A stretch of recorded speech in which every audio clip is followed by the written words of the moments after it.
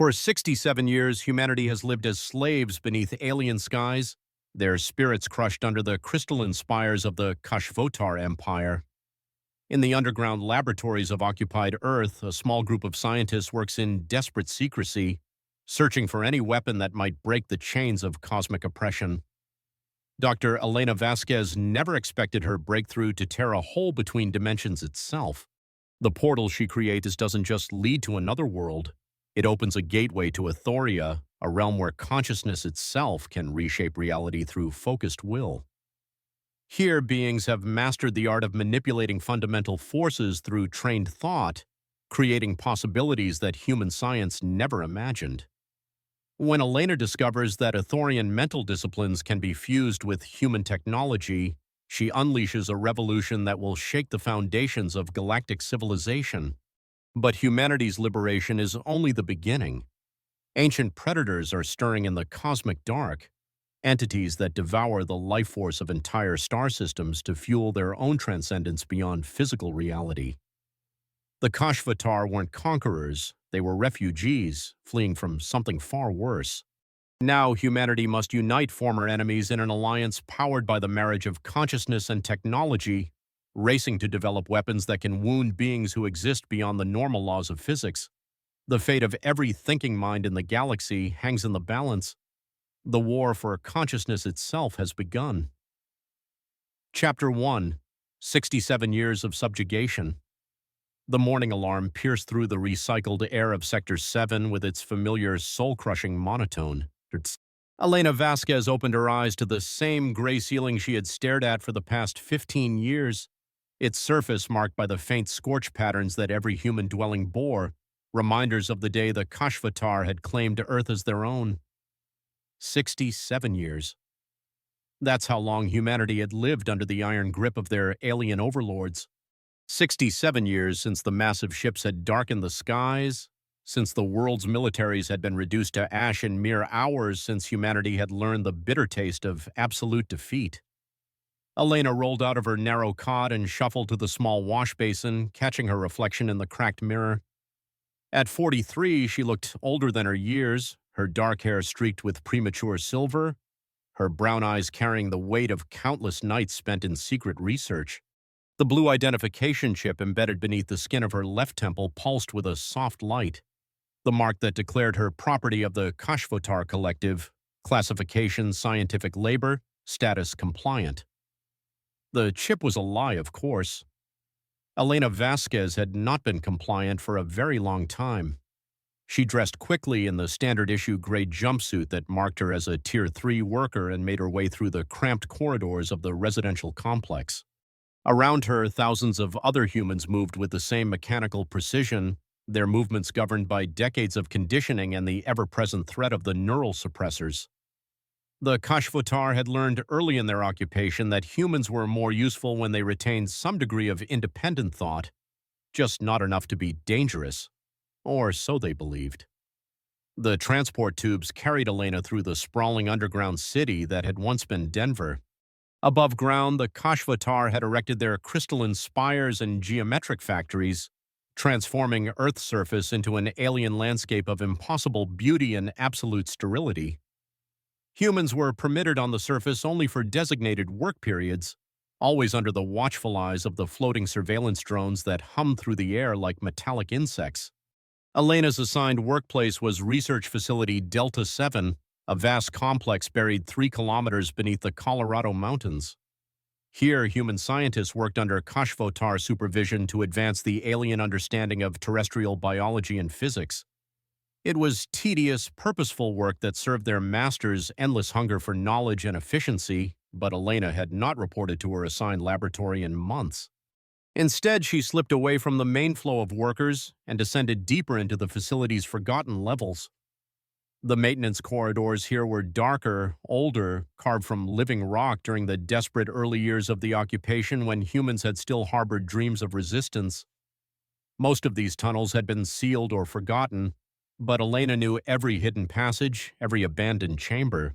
She pressed her palm against what appeared to be a solid rock wall, and after a moment, a section slid away to reveal a narrow opening. The scanner hidden within the false stone had read the quantum signature in her DNA, a signature that had been carefully altered 3 years ago to grant her access to humanity's most dangerous secret. The chamber beyond was a marvel of hidden engineering. What had once been a natural cavern had been transformed into a sophisticated laboratory, its walls lined with equipment that would have been impossible to obtain through official channels. Quantum computers hummed quietly alongside jury-rigged particle accelerators, while holographic displays cast their ethereal light across workbenches cluttered with experimental apparatus. At the center of it all stood the gate. It was barely 2 meters tall and roughly circular, constructed from a framework of crystalline rods that seemed to bend light around them in impossible ways. Cables and conduits fed into its base from dozens of different sources, and the air around it shimmered with barely contained energy. To the untrained eye, it might have looked like an elaborate sculpture. To Elena, it represented 15 years of stolen research, hidden discoveries, and desperate hope. "You're late," came a voice from the shadows. David Chen emerged from behind a bank of monitoring equipment, his usually immaculate appearance disheveled from another all-night work session. At 38, David was one of the youngest members of their clandestine team, but his expertise in quantum mechanics had proven invaluable to their project. "The morning sweep ran long," Elena replied, moving to check the readouts on her personal workstation. "They're becoming more thorough in their inspections. I think they suspect something." "Let them suspect." The gravelly voice belonged to Marcus, who stepped out from behind the gate itself. Where Elena and David bore the marks of intellectual workers, Marcus carried the scars of someone who had fought in the actual war. His left arm was cybernetic, a crude replacement for the limb he had lost during the siege of Moscow, and his gray eyes held the kind of hardness that came from watching civilization burn.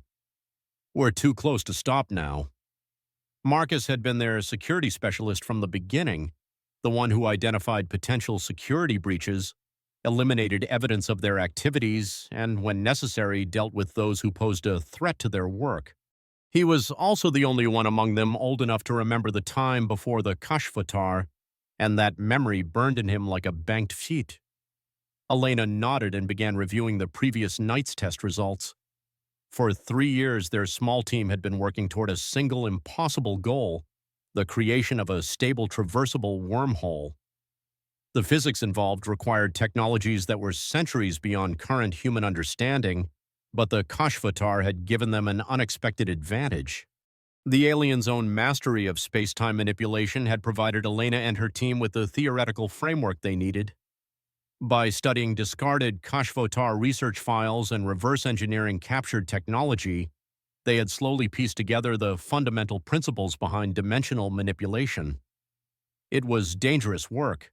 The alien files were filled with warnings about catastrophic failures and reality distortions, but it was also their only hope.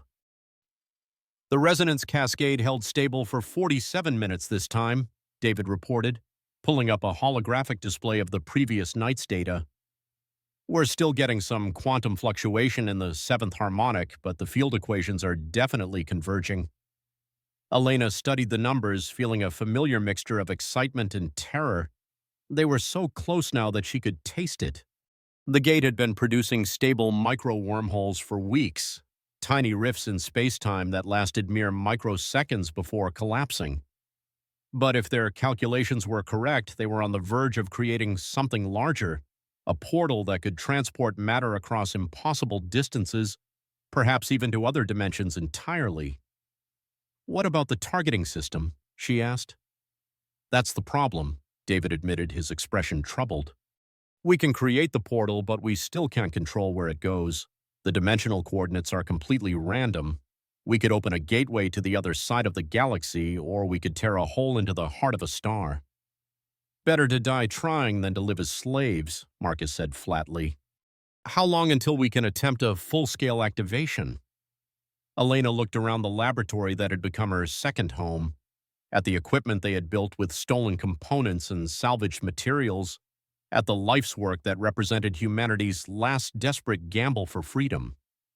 The Kashvatar believed they had broken the human spirit, that 67 years of subjugation had reduced Earth's children to compliant tools.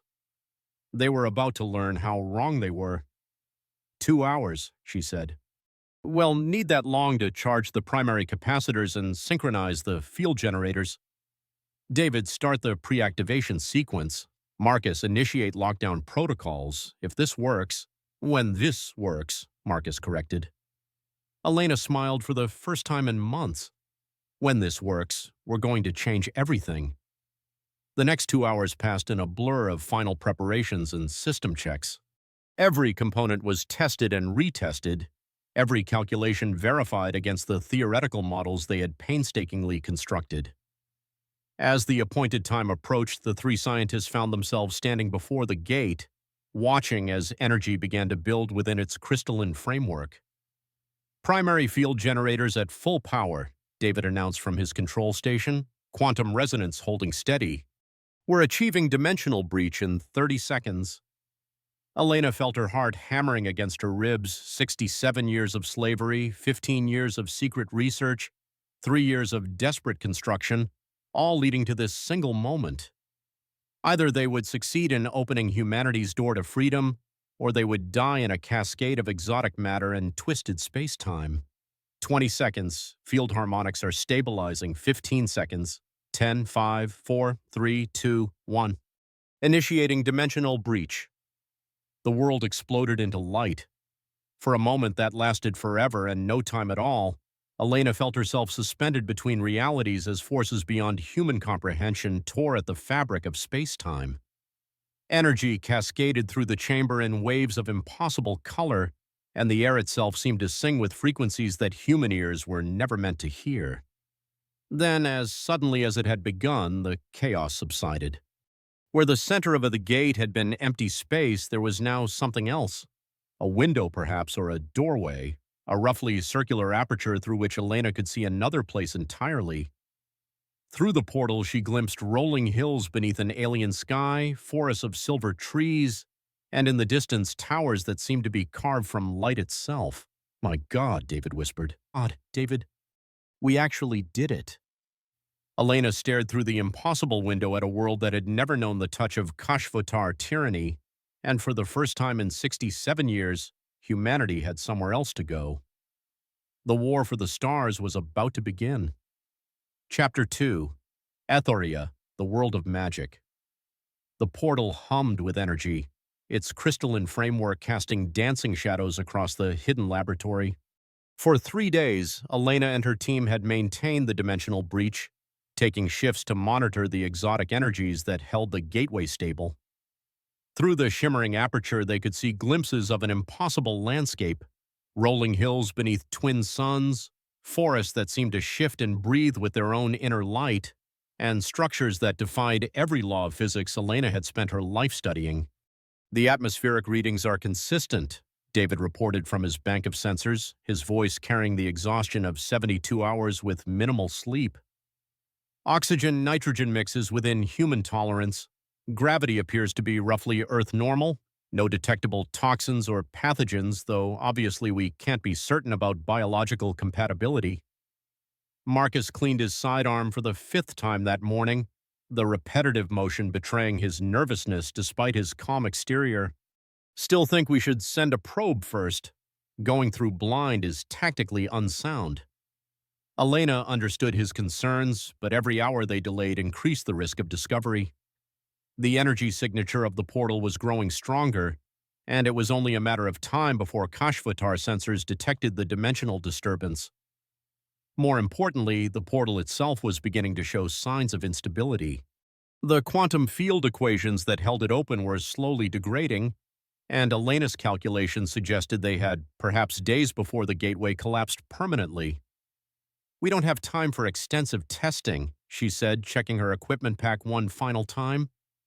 Besides, all our instruments confirm what we can see with our own eyes. This world is habitable. The question isn't whether we can survive there, but whether we can learn something that will help us free Earth. The decision to make contact had not been easy. Over the past 3 days, they had observed signs of intelligent life through the portal, distant figures moving through the landscape, structures that were clearly artificial, and most intriguingly, phenomena that appeared to violate fundamental physical laws. They had watched trees that grew and flowered in fast forward, seen lights that moved through the air without any visible source of propulsion, and witnessed what could only be described as controlled weather patterns forming and dissipating in localized areas. Elena had spent her entire career applying rigorous scientific methodology to understand the universe. The idea of stepping into a realm where those methods might not apply was both terrifying and exhilarating.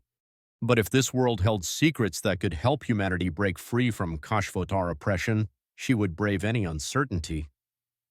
Contact protocol is simple, she said, addressing both her companions and the recording devices that would preserve their discoveries for future teams. We observe, we document, we attempt peaceful communication if contact becomes unavoidable. David, your priority is collecting environmental and energy readings. Marcus, security and extraction if things go wrong. I'll handle any direct contact attempts. Marcus nodded grimly. And if we don't come back? Then the automated systems will maintain the portal for another 6 hours before initiating safety shutdown, Elena replied. The laboratory's quantum encryption will protect our research from Kashvotar discovery, at least for a while. With final equipment checks completed, the 3 scientists approached the portal. Up close, the dimensional breach was even more unsettling. The air itself seemed to ripple like water, and looking through the gateway produced a peculiar sensation of depth that made Elena's inner ear ache. The world beyond appeared stable and solid, but something about it suggested that normal rules might not apply. Elena stepped through first. The transition was unlike anything she had imagined. For a moment that lasted both forever and no time at all, she felt herself suspended between dimensions, experiencing the peculiar sensation of existing in 2 places simultaneously. Then reality reasserted itself, and she was standing on soft grass beneath an alien sky. The first thing she noticed was the air. It carried scents that Earth's atmosphere had not held for decades. The rich smell of growing things, the freshness of unpolluted wind, the subtle perfumes of flowers that had never known chemical contamination. After a lifetime of recycled air and industrial filtration, breathing naturally felt like a forgotten luxury. The second thing she noticed was the wrongness. David emerged from the portal behind her, immediately raising his instruments to take readings. Elena, he said, his voice tight with confusion, the electromagnetic spectrum here is different. I'm detecting energy signatures that shouldn't be possible. Look at this. He handed her a quantum field detector, and Elena's scientific worldview took another blow. The device was registering energy patterns that violated thermodynamics, quantum mechanics, and relativity simultaneously. Fields of force moved through the air without apparent sources, following pathways that curved through dimensions her instruments couldn't even detect. Marcus stepped through last, his military training keeping him alert despite the wonder of their surroundings. We're not alone, he said quietly, nodding toward a distant hillside. Movement, about 2 kilometers northwest. Looks like a group of individuals heading this way. Elena followed his gaze and saw them, roughly human-shaped figures moving down the hillside with purposeful intent. As they drew closer, she could make out more details. They appeared human at first glance, but there were subtle differences, an ethereal quality to their movements, clothing that seemed to shift and flow like liquid light, and most striking of all, some of them were floating several feet above the ground. Impossible, David whispered, his instruments going wild. The energy requirements for sustained levitation would be enormous. There is no visible propulsion system, no electromagnetic field strong enough to support human body weight.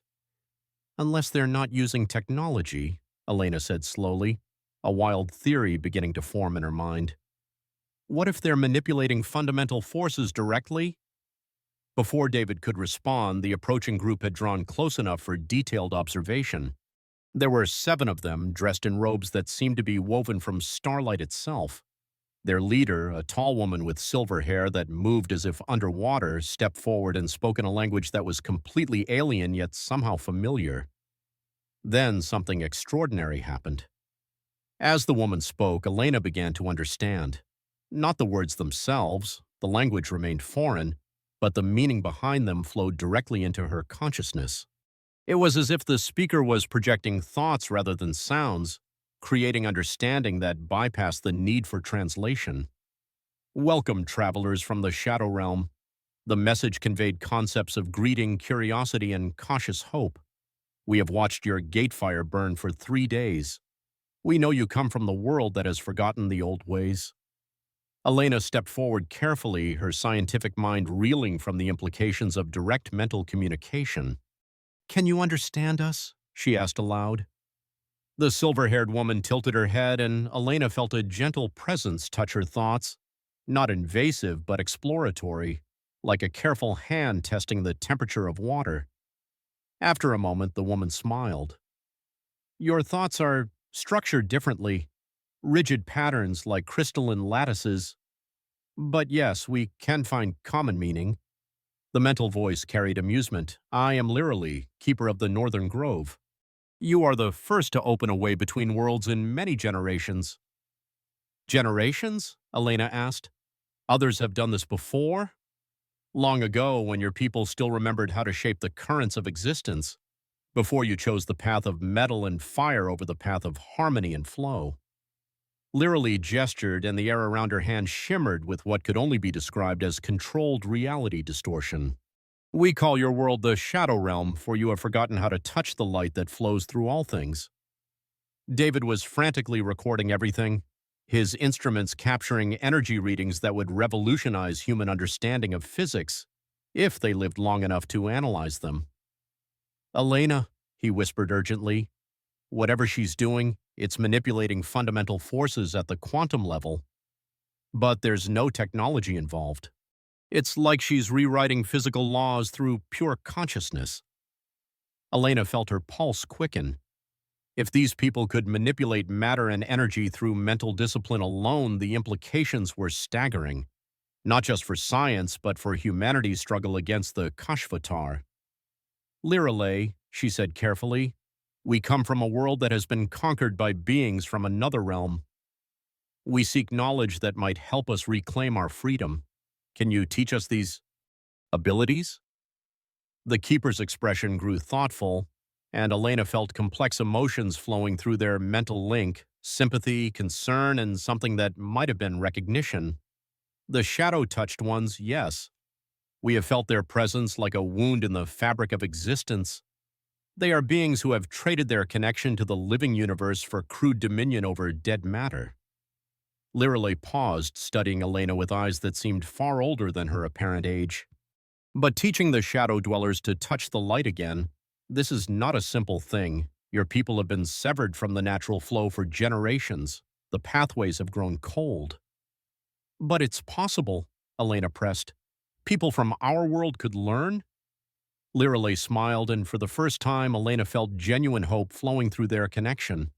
Possible, yes. Easy, no.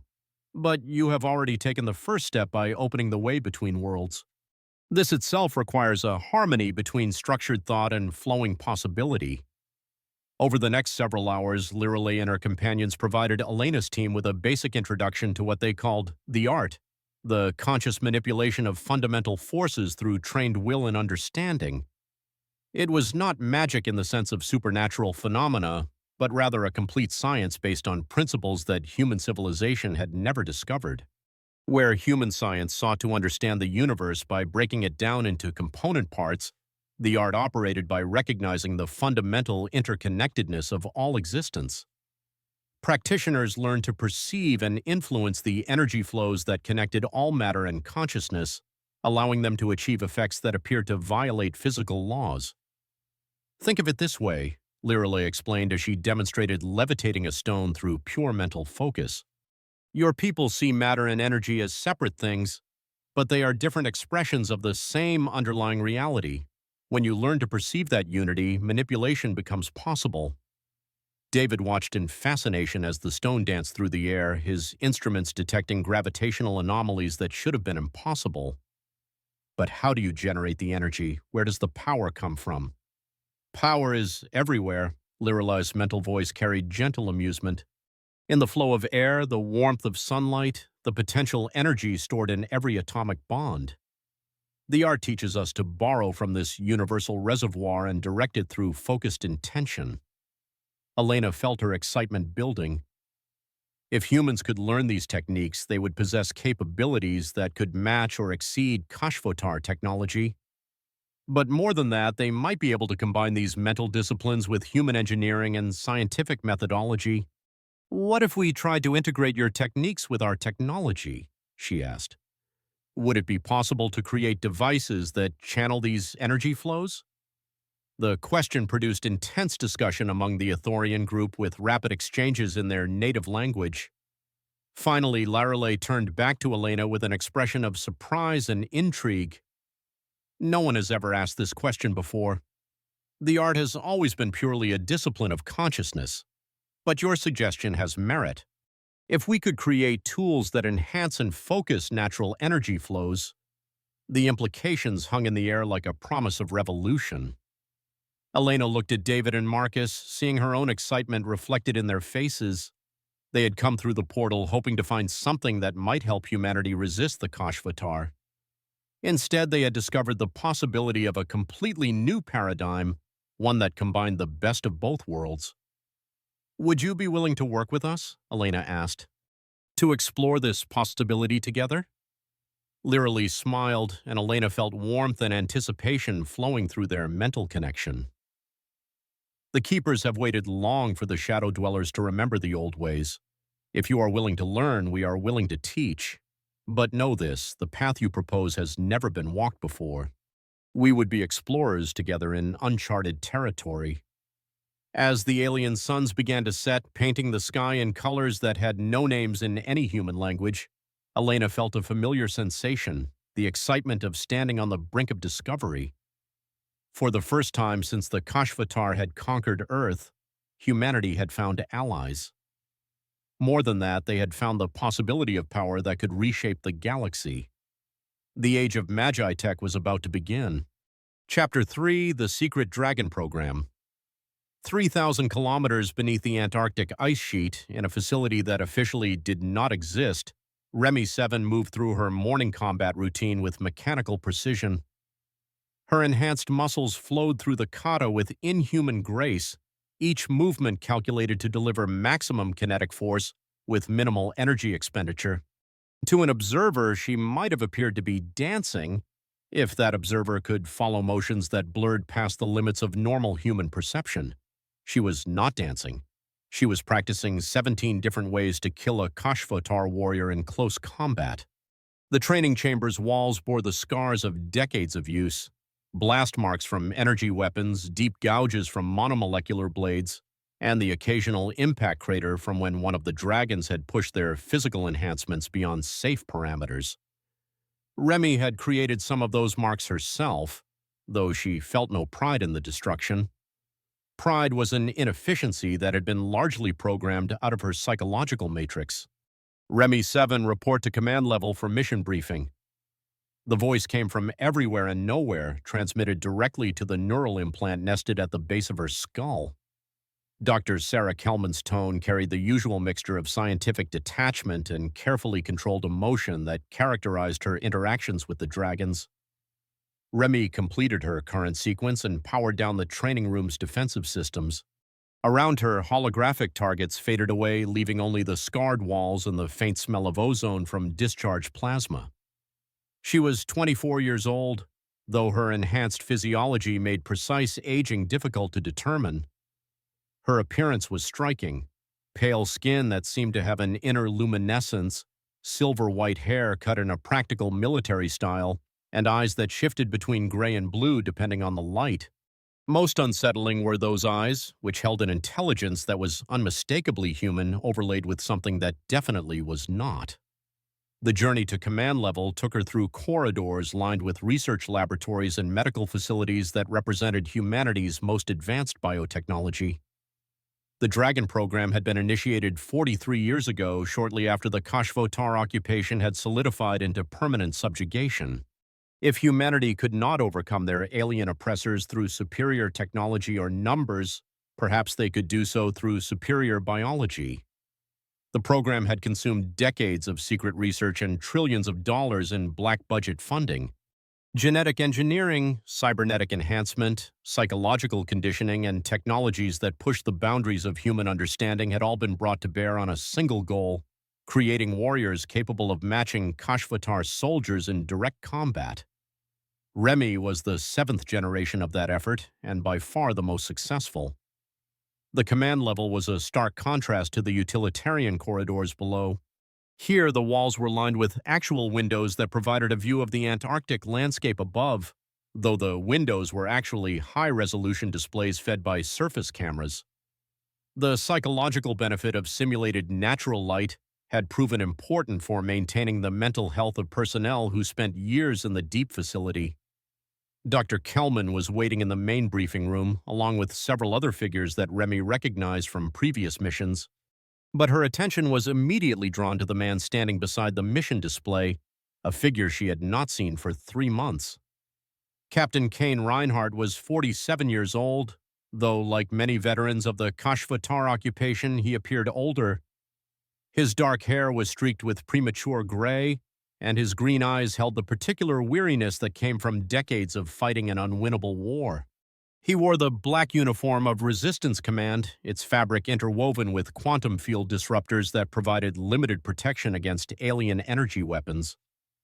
Most distinctive was the scar that ran from his left temple to his jaw, a memento from a Kashvatar interrogation that had left him functionally deaf in one ear. Remy felt something stir in her chest when she saw him, an emotional response that her conditioning identified as problematic and attempted to suppress. The feeling persisted anyway, which was itself disturbing. Dragons were not supposed to experience personal attachments that might compromise mission effectiveness. Remy 7, Dr. Kelman said formally, you are being assigned to Captain Reinhardt's command for an extended deep cover operation. Duration and specific objectives are classified until you are briefed aboard his vessel. Kane stepped forward, his expression carefully neutral. Good to see you again, Remy. I trust your enhancement protocols are functioning normally. The question was routine, but Remy detected subtle stress patterns in his voice that suggested emotional complexity. Her enhanced hearing could identify micro-fluctuations in vocal tone that revealed far more than most people realized they were conveying. Kane was pleased to see her, but was working to conceal that fact. More interestingly, his stress pattern suggested he was struggling with some form of internal conflict. All systems operating within normal parameters, Captain, she replied, though something in her own voice betrayed more warmth than regulation protocol permitted. Are we deploying in response to the dimensional disturbance detected 3 days ago? A flash of surprise crossed Kane's face before his military training reasserted control. How did you— Never mind. Yes, Elena Vasquez's team has achieved a breakthrough that changes everything. We're going to Athoria. The briefing that followed revealed information that fundamentally altered Remus' understanding of the war effort. Elena's successful portal creation and her discovery of beings who could manipulate fundamental forces through mental discipline represented both an enormous opportunity and a catastrophic risk. If humanity could learn these techniques and integrate them with existing technology, they might finally possess capabilities that could challenge Kashvatar supremacy. But if the portal technology fell into alien hands, Earth's last hope for freedom would become another tool of oppression. Your mission, Dr. Kelman explained, is to provide security for the research team while they explore the possibilities of this Magi-Tech integration. You will also gather intelligence on Athorian capabilities and assess their potential as allies in our resistance efforts. Kane activated a holographic display showing Elena's laboratory and the portal itself. The operation is strictly classified. As far as official records are concerned, you're both being transferred to deep space reconnaissance duties. No one outside this room knows about Athoria or the portal technology. Remy studied the display, her enhanced cognitive processes analyzing the tactical implications of the mission. Captain, the energy signatures from the portal are distinctive. If the Kashvatar detect the dimensional disturbance, they will eventually, Kane agreed grimly, which is why we need to learn everything we can as quickly as possible. Elena estimates the portal will remain stable for perhaps 2 weeks before quantum degradation forces a shutdown. We have that long to determine whether this discovery can help us win the war or whether we need to destroy it to keep it out of enemy hands. The weight of that responsibility settled over Remy like a familiar burden. Every dragon had been created for moments like this, situations where the fate of humanity rested on the shoulders of enhanced warriors who could operate beyond normal human limitations. It was what she had been designed for, trained for, psychologically conditioned to accept without question. So why did she feel a strange reluctance to leave Earth, and why did that reluctance seem somehow connected to Kane's presence? There's something else you need to understand, Kelman said, her tone becoming more clinical. The Ithorians practice mental disciplines that may interact unpredictably with your psychological conditioning. We don't know how their telepathic capabilities might affect dragon-class neural architectures. Remy felt a chill that had nothing to do with the Antarctic environment. The psychological conditioning that kept dragons stable and mission-focused was a delicate balance of enhanced cognitive function and carefully controlled emotional responses. If Ithorian mental techniques could disrupt that balance— "Doctor," she said carefully, "are you saying my conditioning might fail?" "We don't know," Kelman admitted. "The integration of human psychology with draconic genetic templates has always been our greatest challenge. You're stable now, but exposure to alien mental influences could potentially trigger unexpected responses." Kane stepped closer and Remy caught his scent, a complex mixture of regulation hygiene products, ship-recycled air, and something uniquely him that her enhanced senses identified with disturbing clarity. "Remy, if you experience any psychological instability, you're to report it immediately. The mission is important, but your safety takes priority." The statement violated standard Dragon deployment protocols, which typically prioritized mission success over individual unit preservation. That Kane would express personal concern for her welfare was both touching and troubling. Dragons were military assets, not people deserving of personal consideration, except that when Kane looked at her with those weary green eyes, she felt unmistakably like a person. "I understand, Captain," she said, though she wasn't certain she understood anything about what was happening to her emotional responses.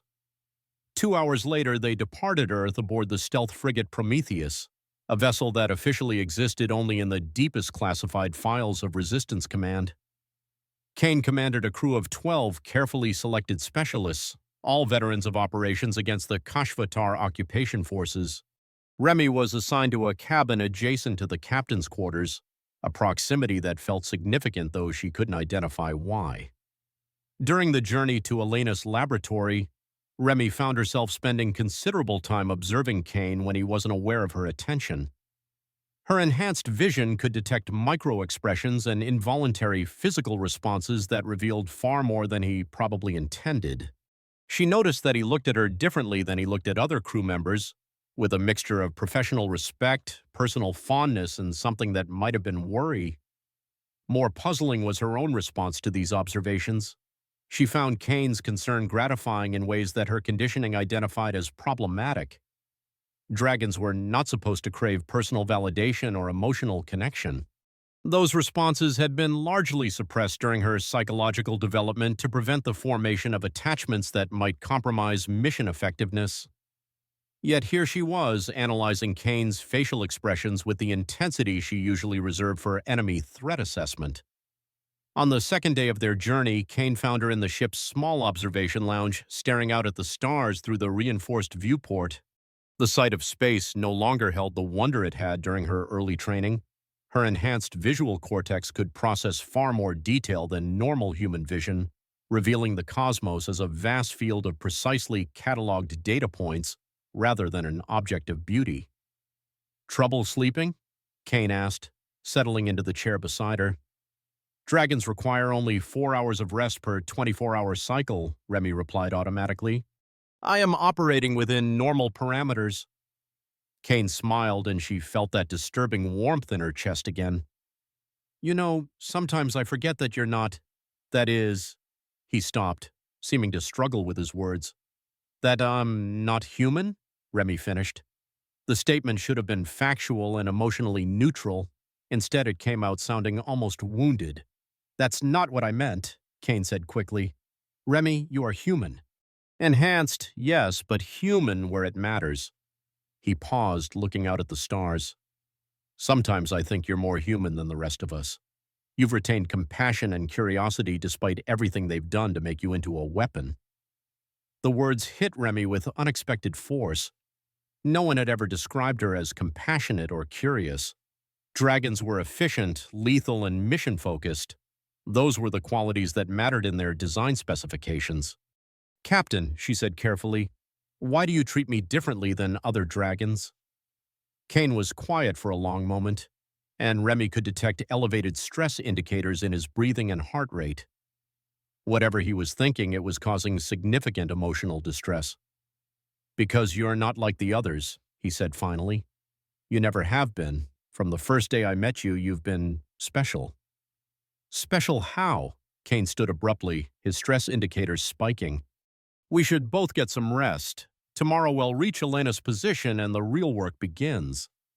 As he left the observation lounge, Remy caught a fragment of muttered words that her enhanced hearing picked up despite their low volume. Should have told her years ago. Alone with the stars, Remy found herself experiencing an emotion that her conditioning had no classification for. It felt like longing mixed with confusion, curiosity tempered with fear.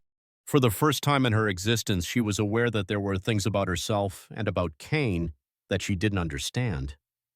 The revelation that she could still be surprised by her own emotional responses was perhaps the most disturbing discovery of all. Dragons were supposed to be predictable, even to themselves. As the Prometheus continued its journey toward Elena's laboratory and the portal to Ethoria, Remy stared out at the vast darkness of space and wondered what other surprises awaited her in the depths of her own psyche. The mission ahead would test her combat capabilities and tactical training, but she was beginning to suspect it would also test the carefully constructed boundaries of her artificial soul. Some tests, she was learning, could be more dangerous than any enemy weapon. Chapter 4, Liberation Day. 6 weeks after Elena Vasquez first opened the portal to Ethoria, the morning sky above New Geneva blazed with the light of humanity's first strike against their alien oppressors. The sleek forms of Kashvotar patrol craft, which had dominated Earth's skies for 67 years, suddenly found themselves facing weapons that defied every tactical doctrine in their military databases. Elena stood in the command center that had been hastily constructed in the expanded underground facility, watching holographic displays that showed the unfolding battle across 12 time zones simultaneously. Her hands trembled slightly as she monitored the power flow from the portal, which had become the beating heart of humanity's resistance. Through the dimensional gateway, Ethorian energy flowed in carefully controlled streams, channeled through crystalline conduits into devices that merged alien understanding with human engineering. Sector 7 reports successful engagement, announced Dr. David Chen, his voice carrying exhaustion from weeks of nonstop research and development. The Magi Tech fighters are performing beyond projected parameters. The Kashvotar energy shields are completely ineffective against channeled dimensional force. Through the portal, Lirelei and 3 other Ethorian keepers maintain their meditation focus, drawing energy from their world's natural flows and directing it through the technological bridge Elena's team had constructed. The process was unprecedented, a marriage of consciousness-based manipulation and mechanical precision that neither civilization could have achieved alone. Remember, Elena said into her headset, addressing the pilots engaged in aerial combat across the globe, the resonance crystals require constant mental focus. Let your thoughts flow like water, but keep your intent sharp as steel. The weapons will respond to your emotional state as much as your tactical commands. The breakthrough had come 3 weeks earlier when Kane and Remy had returned from Ethoria with news that changed everything. The Ethorians had not only agreed to share their knowledge, but had volunteered to participate directly in Earth's liberation. More importantly, they had revealed that the Kashvatar were merely servants of a far greater threat, ancient beings called the Valayash, who sought to drain all life from the galaxy. The tactical advantages of Magi Tech were proving devastating to Kashvotar forces.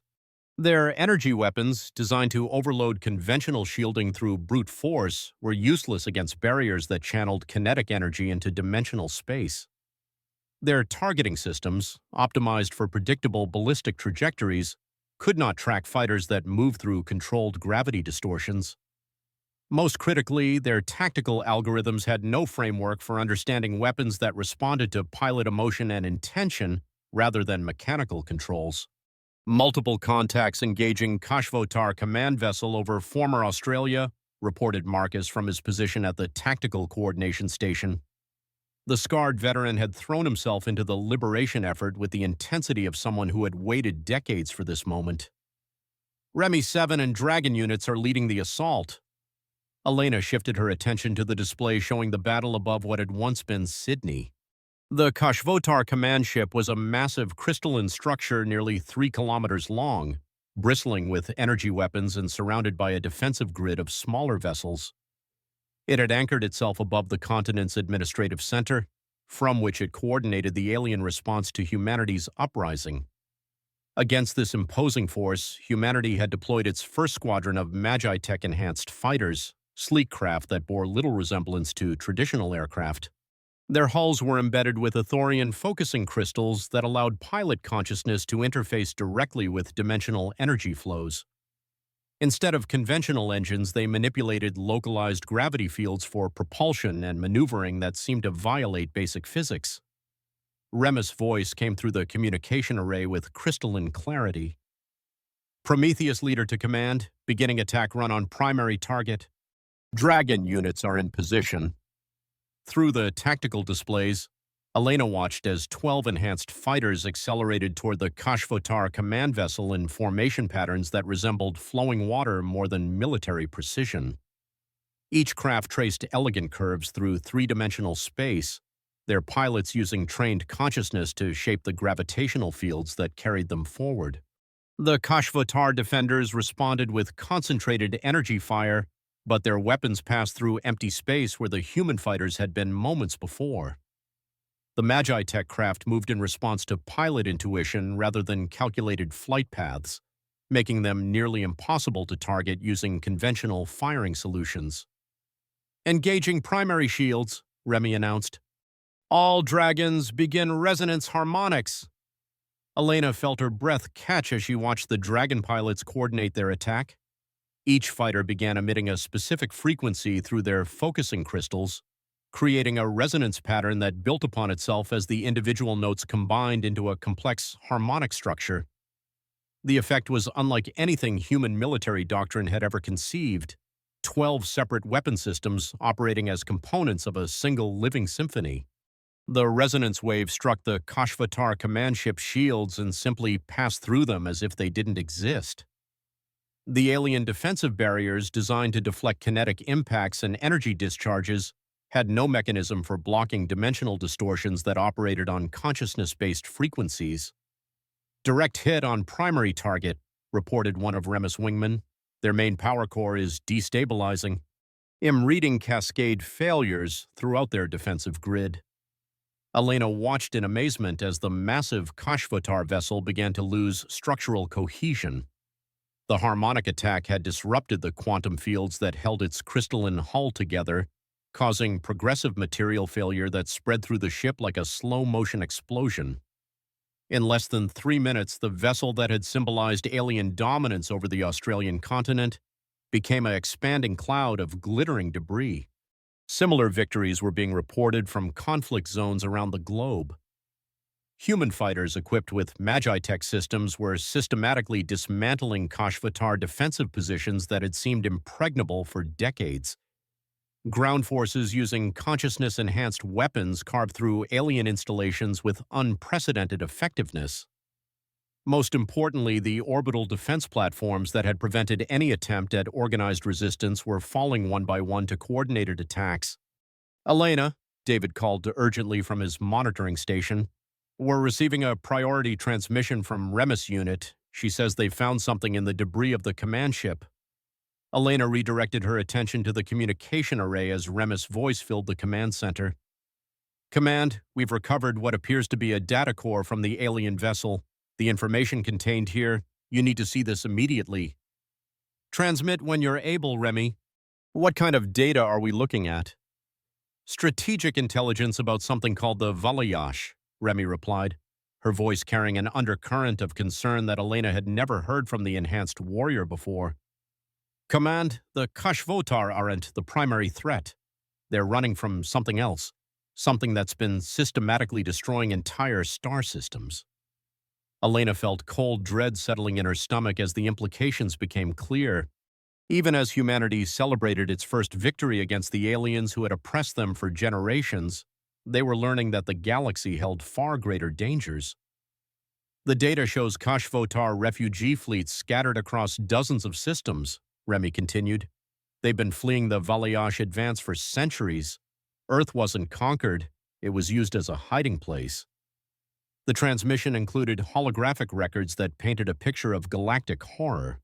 Ancient beings of immense power moving between star systems like locusts, draining entire worlds of life force before moving on to their next targets. The Kashvatar, for all their technological superiority over humanity, were revealed as desperate survivors rather than conquerors. The Ithorians were right, Elena murmured, remembering Lirale's warnings about the shadow-touched ones who served powers beyond comprehension. The Kashvatar traded their connection to the living universe for technology that could help them survive the Valayash. They became servants because they had no other choice. As reports continued to flow in from around the globe, the scope of humanity's victory became clear. Every major Kashvotar installation had either been destroyed or abandoned. The alien forces were in full retreat, their remaining ships fleeing toward the outer edges of the solar system. After 67 years of subjugation, Earth was free. But the celebration in the command center was muted by the knowledge of what lay ahead. The data recovered from the alien command ships contained star charts showing the inexorable advance of the Valayash toward the local galactic region. At their current rate of expansion, the ancient destroyers would reach Earth's vicinity within decades. "There's more," Rema's voice came through the speakers again. "The Kashvotar records indicate they've been monitoring signals from other civilizations in this region. The Jal Confederation, the Kalari Republic, dozens of smaller polities. Everyone is preparing for the same threat." Elena looked around the command center at the faces of her colleagues and friends, people who had dedicated their lives to freeing humanity from alien oppression, only to learn that freedom was merely the first step in a much larger conflict. Kane's voice joined the transmission from the battle zone. "Elena, the Kashvotar commander, is requesting asylum. He wants to share intelligence about the Valayash in exchange for sanctuary." "Asylum?" Elena asked, struggling to process the idea that their former oppressors were now seeking protection from the very people they had enslaved. "According to their records, we may be their only hope for survival," Kane replied. "And they may be ours. The Valayash have never encountered Magi tech before. It's the only advantage anyone has found against them in 1,000 years." As the sun set on Liberation Day, Elena stood once again before the portal to Athoria, but everything had changed. What had begun as a desperate attempt to find freedom for Earth had evolved into something far more significant. Humanity's integration of consciousness-based manipulation with technological precision had created capabilities that might represent the galaxy's last hope against an ancient evil. Through the dimensional gateway, she could see Lirale and her companions maintaining their meditative focus, channeling the energy that had made victory possible. The Keeper's mental voice touched her consciousness with a mixture of pride and concern. "You have taken the first step on a path that leads far beyond your world," Lirale's thoughts conveyed. "The shadow-touched ones who ruled you were merely harbingers. The true darkness approaches, and only those who remember how to touch the light can stand against it." Elena nodded, understanding that Earth's liberation was not an ending, but a beginning. The Magi-Tech revolution that had freed humanity would now need to be shared with former enemies and unknown allies alike. The galaxy was about to learn that consciousness and technology, properly combined, could create power that transcended the limitations of either alone. As reports continued to arrive from around the world, celebrations in the streets, Kashvotar facilities being secured, the last alien ships disappearing beyond the orbit of Pluto, Elena felt the weight of new responsibilities settling on her shoulders. Earth was free, but freedom had revealed the existence of threats that made their former oppression seem trivial by comparison. The war for humanity's independence had ended. The war for the galaxy's survival was about to begin. Through the portal to Athoria, twin suns were setting on a world that had never known the touch of tyranny. But even there, Lyrily and her people were preparing for battles that would determine whether consciousness and hope could ultimately triumph over entropy and despair. Elena looked around the command center one more time, memorizing the faces of the people who had made this moment possible. Tomorrow would bring new challenges, new alliances, and the terrible knowledge that humanity's greatest test still lay ahead. But tonight, for the first time in 67 years, Earth's children could look up at the stars and know they were free. It was a beginning worth fighting for. Chapter 5. Fragile Peace. 2 years after Liberation Day, Elena Vasquez stood before the assembled representatives of the United Terran Systems Council in what had once been the United Nations General Assembly building. The familiar blue and gold decor had been replaced with sleek surfaces embedded with Athorian focusing crystals, their soft luminescence serving as both illumination and a reminder of humanity's newfound capabilities. Through the reinforced windows, she could see the Manhattan skyline transformed by the integration of human architecture with consciousness-responsive materials, buildings that shifted their configurations based on occupancy patterns, transportation tubes that moved through controlled gravitational fields, and the ever-present glow of Magi-Tech installations that had become the foundation of Earth's new civilization. The transformation had been remarkable, but Elena had learned that success often created problems as complex as the challenges it solved. Director Vasquez, announced Chancellor Maria Santos, the former Brazilian physicist who now served as Earth's primary diplomatic representative, please present your assessment of our current strategic position. Elena activated the holographic display system, which responded to her mental commands as smoothly as if she were manipulating physical objects. The technology still amazed her, even after 2 years of daily use. The chamber filled with three-dimensional representations of star charts, military intelligence reports, and diplomatic communications that painted a picture of a galaxy in transition. Honored representatives, Elena began, her voice carrying through the chamber via acoustic enhancement fields that ensured perfect clarity without mechanical amplification. Our liberation from Kashvotar rule has fundamentally altered the balance of power in this galactic region. However, freedom has brought us face to face with challenges that may prove more dangerous than our former oppression. The first set of images showed the current disposition of major galactic powers. The Jal Confederation, a loose alliance of technologically advanced species, controlled nearly 200 star systems in the galactic northwest. The Kalari Republic, an ancient civilization known for their mastery of energy manipulation, dominated the trade routes through the galactic core. Dozens of smaller polities, federations, and independent systems formed a complex web of alliances and rivalries that had remained relatively stable for centuries. All of that changed when we demonstrated Magi-Tech capabilities during our liberation, Elena continued. For the first time in recorded galactic history, a previously unknown civilization has introduced a completely new technological paradigm. The implications have not gone unnoticed. David Chen, now serving as Earth's chief technology advisor, stepped forward to address the assembly. His appearance had changed significantly over the past 2 years. The stress of rapid technological development had aged him, but his eyes held the satisfaction of someone who had helped reshape the foundations of human civilization. The Magi-Tech revolution has given humanity capabilities that surpass conventional technology in specific applications, David explained.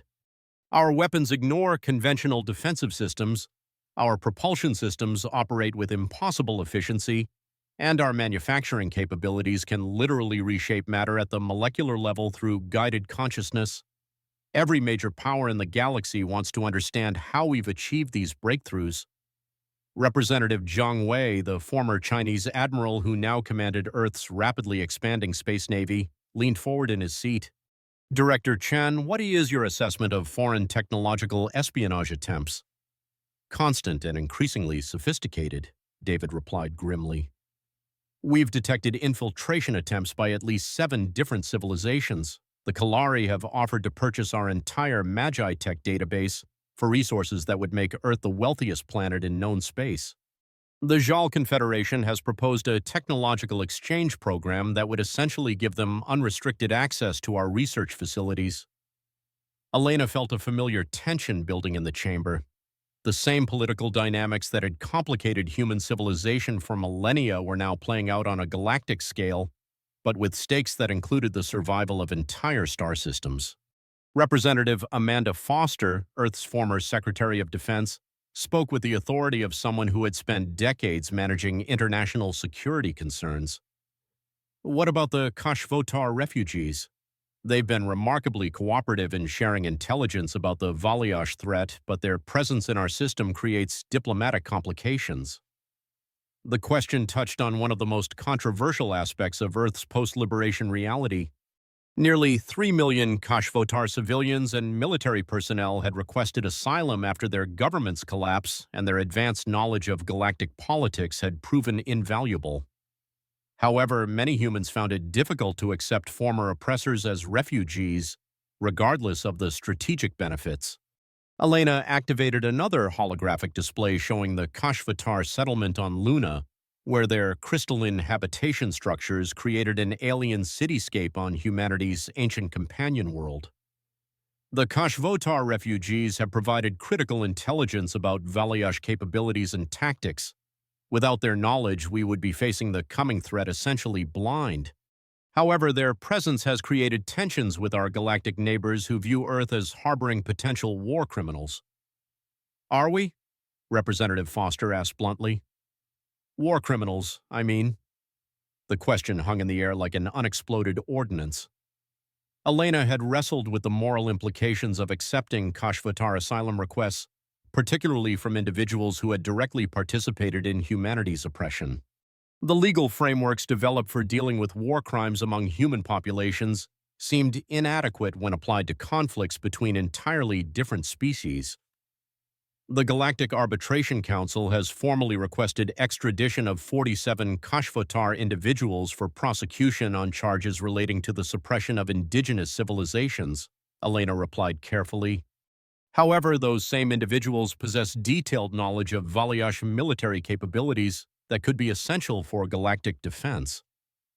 Chancellor Santos stood, her expression reflecting the weight of decisions that would affect billions of lives. This brings us to the central question facing our civilization. Do we share Magi technology with our galactic neighbors, potentially giving them the tools to defend against the Valyash, but also risking our own strategic advantages? Or do we maintain technological superiority while accepting responsibility for defending civilizations that lack our capabilities? The debate that followed revealed the fundamental tensions that had emerged in post-liberation human society. Some representatives argued for complete transparency, believing that Magi tech should be freely shared to maximize galactic defensive capabilities against the Valyash. Others advocated for selective sharing with trusted allies while maintaining strict controls on the most advanced applications. A significant minority supported technological isolation, arguing that humanity's survival depended on maintaining absolute superiority in consciousness-based technologies. Representative Chen, speaking for the isolationist faction, presented arguments that Elena found both compelling and troubling. Colleagues, we must remember that Magi tech capabilities depend fundamentally on consciousness training that takes years to develop. Even if we shared our technical knowledge, most species lack the psychological flexibility to effectively utilize consciousness-based technologies. We would be giving away our advantages while gaining minimal defensive benefits. Representative Foster countered with equal conviction. The Valyash represent an existential threat to all galactic civilization. Our intelligence suggests they systematically drain life force from entire planets, leaving dead worlds in their wake. If we can help other civilizations develop defenses, we increase the overall survival chances for everyone, including ourselves. Elena listened to the debate while monitoring reports from intelligence operations throughout human space. The political pressures were real and immediate, but they paled in comparison to the strategic threat approaching from the galactic periphery. Recent Kashvatar intelligence had updated Valyash arrival estimates, moving the projected timeline from decades to years. When the formal debate concluded, Chancellor Santos called for Elena's recommendation regarding humanity's strategic options. The question carried enormous weight. Elena's scientific expertise and her role in developing Magi Tech made her opinion influential in shaping Earth's future policies. Chancellor, honored representatives, Elena began, I believe our current approach of limited cooperation while maintaining technological advantages is unsustainable. The Valiash threat requires coordinated galactic response, but our current Magi Tech capabilities, while impressive, may be insufficient against an enemy that has conquered civilizations for millennia. She activated a new series of holographic displays showing analysis of ancient battlefield sites where the Valiash had previously operated. The images were haunting. Entire star systems reduced to lifeless husks, planets stripped of atmosphere and biological activity, the geometric remains of once great civilizations scattered like broken toys across cosmic distances. Based on Kashvotar historical records and our own analysis, the Valiash possess technologies that operate on scales we can barely comprehend. They manipulate stellar energy outputs, redirect planetary orbits, and somehow drain life force from biological systems across interstellar distances.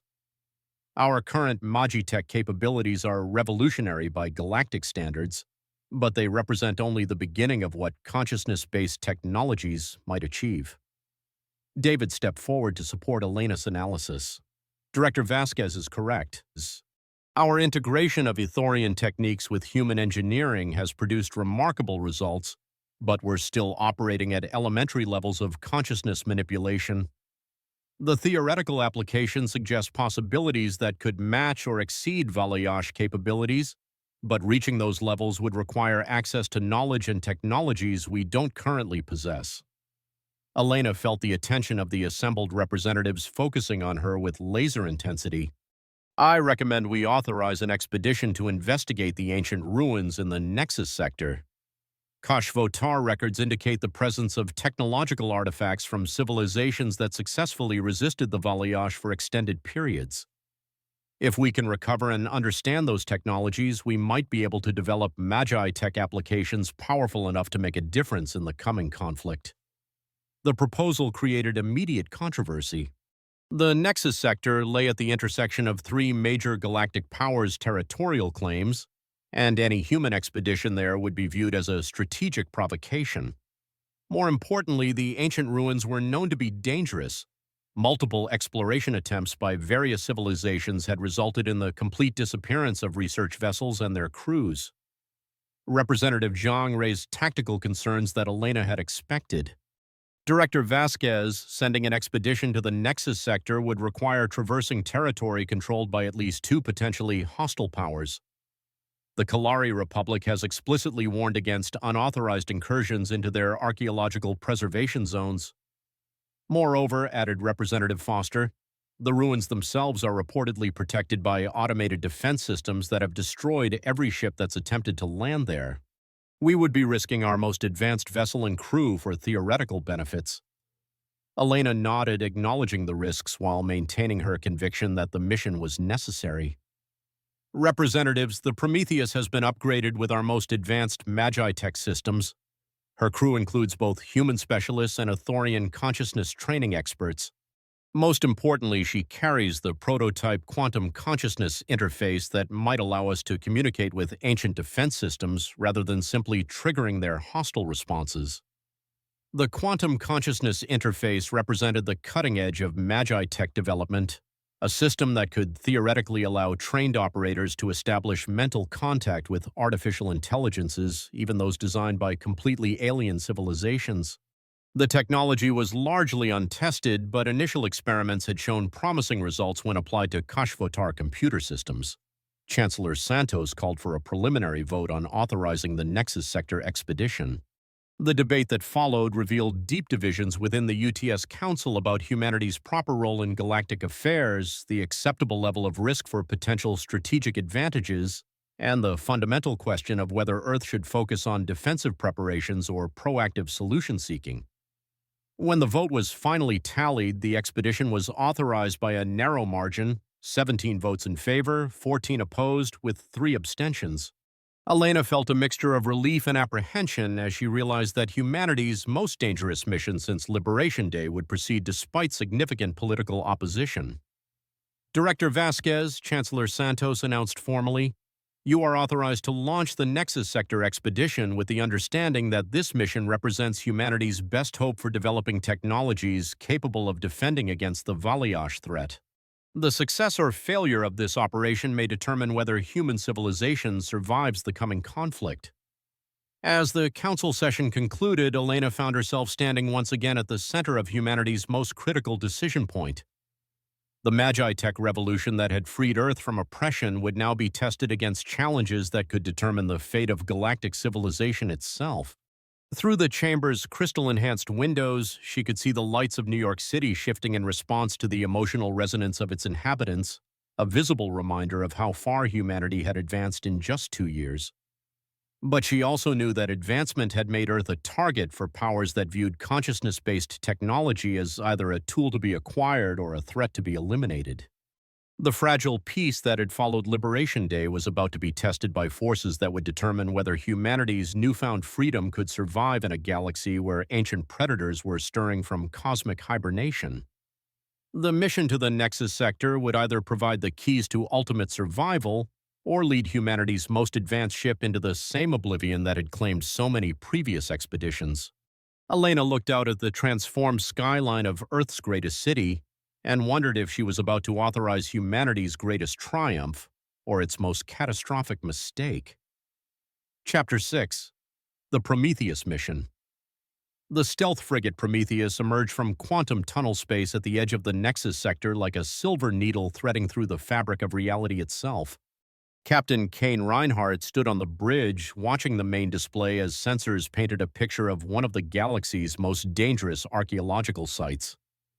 Around him, his crew of 23 specialists worked with the quiet efficiency that came from months of preparation and the knowledge that they were venturing into territory where numerous previous expeditions had simply vanished. "Sensor sweep complete, Captain," reported Lieutenant Commander Sarah Hayes, the ship's science officer. "We're detecting the gravitational anomalies exactly where the Kashvotar charts indicated. Whatever's down there, it's massive and it's definitely artificial." Kane studied the readings with growing unease. The ancient ruins occupied an entire moon orbiting a dead gas giant, but the energy signatures emanating from the site suggested structures that extended deep into the lunar core. More disturbing were the spatial distortions that seemed to pulse in regular patterns, as if the ruins themselves were breathing. "Any sign of the defense systems that destroyed the previous expeditions?" Kane asked. "Negative, sir," Hayes replied. "But I'm detecting quantum resonance patterns that suggest the presence of extremely advanced artificial intelligence systems. They're not actively scanning us, but they're definitely aware of our presence." Remy moved to Kane's side with the fluid grace that had become second nature after years of enhanced conditioning. Her pale eyes studied the sensor readings with an intensity that Kane found both impressive and slightly unsettling. Since their mission to Athoria 2 years ago, he had noticed subtle changes in her behavior, moments of spontaneous emotion that broke through her psychological conditioning, questions about her own nature that suggested a growing self-awareness. "Captain," Remy said quietly, "I'm detecting something unusual in the quantum field fluctuations. The patterns are almost like communication attempts, as if something down there is trying to establish contact." Kane felt his pulse quicken. The quantum consciousness interface technology they carried was completely untested in real-world applications, and the theoretical risk of mental contact with alien artificial intelligence were significant. But if Remus' enhanced senses were detecting communication attempts, it suggested the ancient defense systems might be more sophisticated than anyone had imagined. "Dr. Yuki," Kane called to the expedition's consciousness technology specialist, "prepare the quantum consciousness interface for potential contact operations. I want every safety protocol active and monitored." Dr. Kenji Yuki was one of the few humans who had successfully mastered advanced Athorian mental disciplines while maintaining expertise in quantum mechanics. His ability to bridge the gap between consciousness-based techniques and technological applications had made him invaluable to the Magi-Tech development program. Captain, the interface systems are ready, but I must emphasize the risks, Dr. Yuki replied, his voice carrying the careful precision of someone who understood exactly how dangerous their mission had become. Mental contact with unknown artificial intelligence could potentially compromise any operator's psychological integrity. We have no idea what defensive mechanisms might be built into these ancient systems. Kane nodded, understanding the risks, but also recognizing the unique opportunity they faced. Every previous expedition to the ruins had been destroyed before making meaningful contact with whatever intelligence guarded the site. The Prometheus carried technology that might finally allow humanity to communicate rather than simply trigger hostile responses. "Take us into lunar orbit," Kane ordered. "Maintain maximum stealth configuration and be ready for immediate withdrawal if things go wrong." As the Prometheus descended toward the ancient moon, the ruins gradually resolved into clearer detail on the main display. What they saw defied easy categorization. Structures that appeared to be carved from crystalline formations jutted from the lunar surface in geometric patterns that seemed to shift and flow when observed directly.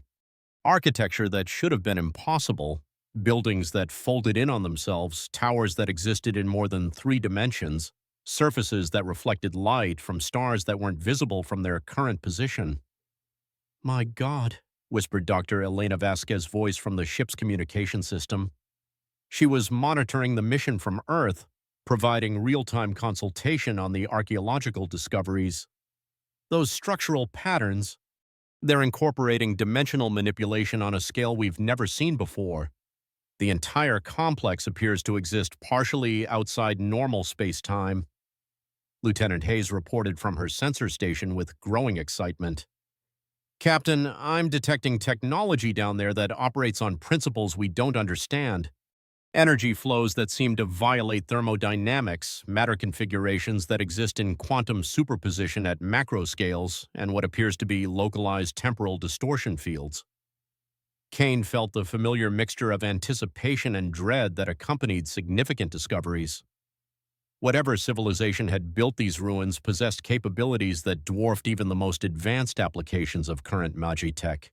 If humanity could understand and adapt these technologies, they might gain the power necessary to stand against the Valayash, but first they had to survive contact with defense systems that had destroyed every previous attempt at exploration. "Dr. Yuki, initiate preliminary contact protocols," Kane ordered. "Remy, I want you monitoring all consciousness-based communications. If you detect any sign of hostile intent, we abort immediately." Here. Yuki activated the quantum consciousness interface, a device that looked deceptively simple, a crystalline headset embedded with Thorian focusing elements and quantum field generators. As he placed it on his head and began the meditation sequences that would attune his consciousness to the interface, energy patterns throughout the ship began to fluctuate in response. "Contact established," Dr. Yuki announced, his voice taking on the distant quality that indicated deep consciousness interface. "I'm detecting presence. Multiple intelligences, ancient beyond measure. They're curious about us." Kane watched the energy readings spike across multiple spectrums as something on the lunar surface responded to their contact attempt. The spatial distortions around the ruins intensified, creating visual effects that made the ancient structures appear to flicker between different configurations. "Dr. Yuki, what are they communicating?" Kane asked. "Not words, Captain. Concepts, images, emotional resonances. They're showing me the ancient war against the Devourers." The main display suddenly filled with images that bypassed the ship's sensors entirely, projecting directly into the consciousness of everyone on the bridge. Kane found himself experiencing visions of galactic conflict on a scale that dwarfed anything in recorded history. Vast fleets of ships that moved like living things, weapons that could reshape stellar matter, and behind it all, the presence of entities so alien that human consciousness could barely perceive them.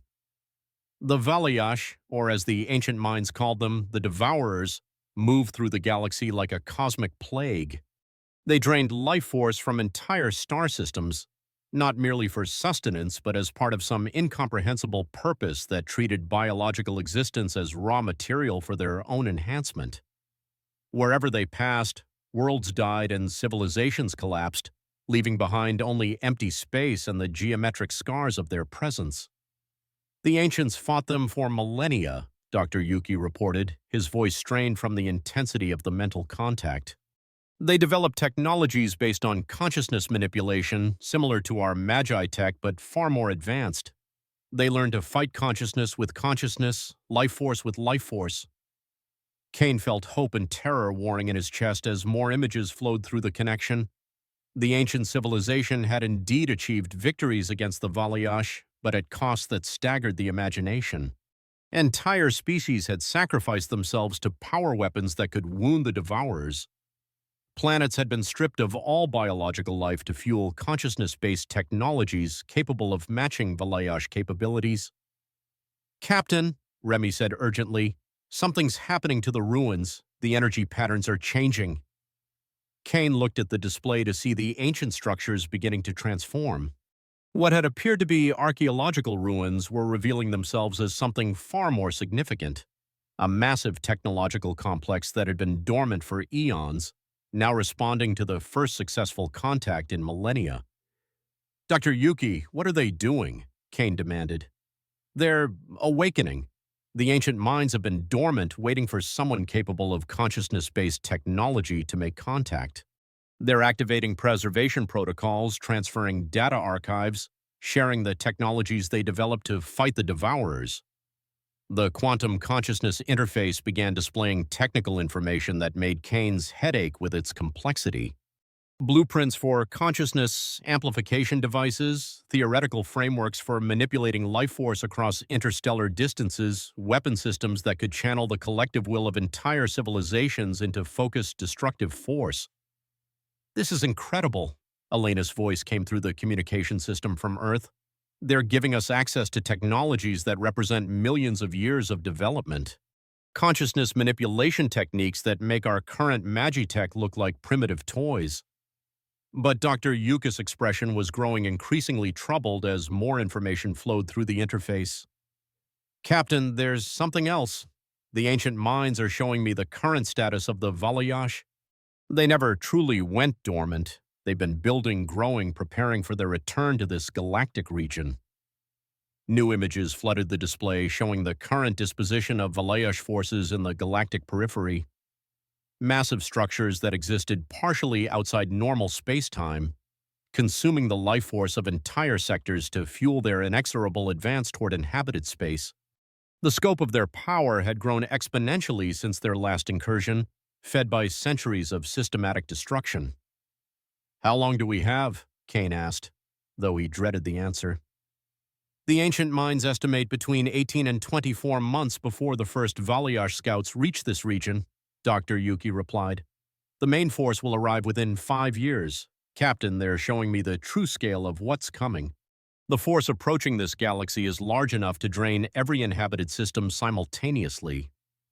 Kane felt the weight of cosmic responsibility settling on his shoulders. Humanity had barely 2 years to master technologies that had taken the ancients millennia to develop, and even then, those same technologies had ultimately failed to prevent galactic devastation. "Are they willing to share everything?" Kane asked.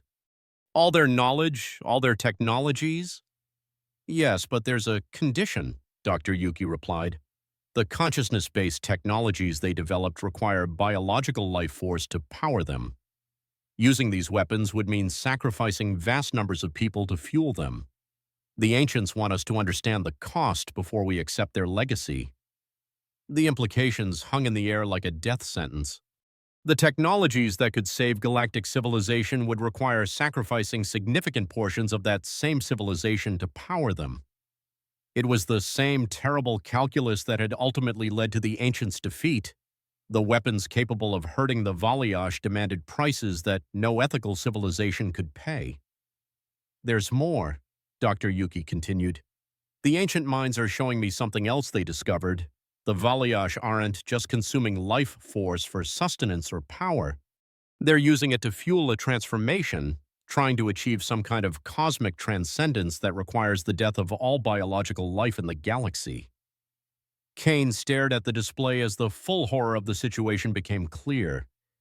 The Valayash weren't conquerors or even predators in any conventional sense.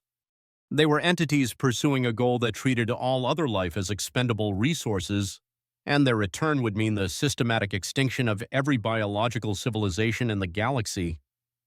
Dr. Yuki asked them if there are any alternatives, any way to fight the Valayash without paying the same price they did. The ancient minds responded with concepts that bypassed language entirely, communicating pure understanding directly into human consciousness. There was another way, they indicated, but it had never been attempted. Instead of fighting the Valayash with weapons powered by sacrificed life force, it might be possible to create technologies that amplified the natural life force of willing participants without destroying them. They're suggesting something unprecedented, Dr. Yuki reported. A network of consciousness-linked civilizations that could channel their collective life force without individual sacrifice. But it would require unprecedented cooperation between species and technologies we don't yet understand. Kane felt a glimmer of hope pierce through the cosmic despair. Can they teach us? Can they show us how to build these technologies? They can provide the theoretical framework and the historical records of their attempts, Dr. Yuki replied. But the actual implementation would be up to us. We would be attempting something the ancients never achieved, using principles they never fully mastered. As the data transfer continued, Kane realized they were receiving not just technological knowledge, but the complete historical record of the galaxy's first war against the Valayash. Battle plans, tactical analyses, the records of civilizations that had chosen to fight and those that had chosen to flee. Most importantly, they were receiving detailed intelligence about Valayash capabilities, weaknesses, and operational patterns. "Captain," Lieutenant Hayes announced, "I'm detecting massive energy signatures approaching from the system perimeter, multiple contacts moving at superluminal velocities." Kane felt his blood chill as the implications became clear. Kalari Republic or Jal Confederation? "Unknown, sir. The signatures don't match any known civilization in our databases. They're using propulsion technologies we've never seen before." Kane realized their expedition had attracted attention from powers they weren't prepared to confront. The energy signatures of their contact with the ancient ruins had apparently been detected by forces with capabilities that exceeded current human understanding. "Dr. Yuki, how much longer for the data transfer?" "At least 6 more hours for complete archives, Captain. But the ancient minds are prioritizing the most critical technologies. We have enough information now to begin developing enhanced Magi-Tech applications." Kane made the decision that would define humanity's future approach to the coming crisis. "Abort the full transfer. Get us the essential technologies and tactical intelligence. We're leaving before whoever's approaching gets here." As the Prometheus began its withdrawal from the ancient ruins, Kane looked at the partial data archives they had managed to recover and realized they carried information that could reshape galactic civilization. But they also carried the knowledge that the approaching Valayash represented a threat beyond anything the galaxy had ever faced. The mission to the Nexus sector had succeeded beyond their wildest hopes, but it had also revealed the true scope of the challenges ahead. Humanity now possessed technologies that could match the ancients' achievements, but they would need to surpass those same ancients to have any hope of survival. As the Prometheus jumped to quantum tunnel space, carrying its precious cargo of ancient knowledge back to Earth, Kane wondered if they had found the keys to salvation or simply learned enough to understand exactly how hopeless their situation had become. Chapter 7. Heart of a Warrior. Remy 7 stood in the observation deck of the Prometheus as it traveled through quantum tunnel space, watching the ethereal light patterns that marked their journey back to Earth. The ancient data they carried would reshape humanity's understanding of consciousness-based technology, but Remy found herself fixated on discoveries that had nothing to do with galactic warfare or advanced civilizations. She was experiencing emotions that her conditioning had been specifically designed to suppress. For 24 years, Remy's psychological architecture had maintained perfect balance between enhanced cognitive function and controlled emotional responses. Dragons were created to be superior warriors, not to waste processing power on personal attachments or romantic feelings. Yet here she was, analyzing Kane's micro-expressions with the same intensity she normally reserved for enemy threat assessment, memorizing the precise modulation of his voice when he spoke her name, and feeling her enhanced cardiovascular system respond to his proximity in ways that definitely violated her original programming specifications. The worst part was that she enjoyed it. Couldn't sleep?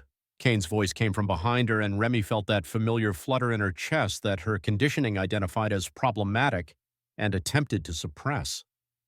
The feeling persisted anyway, which was itself becoming a source of concern.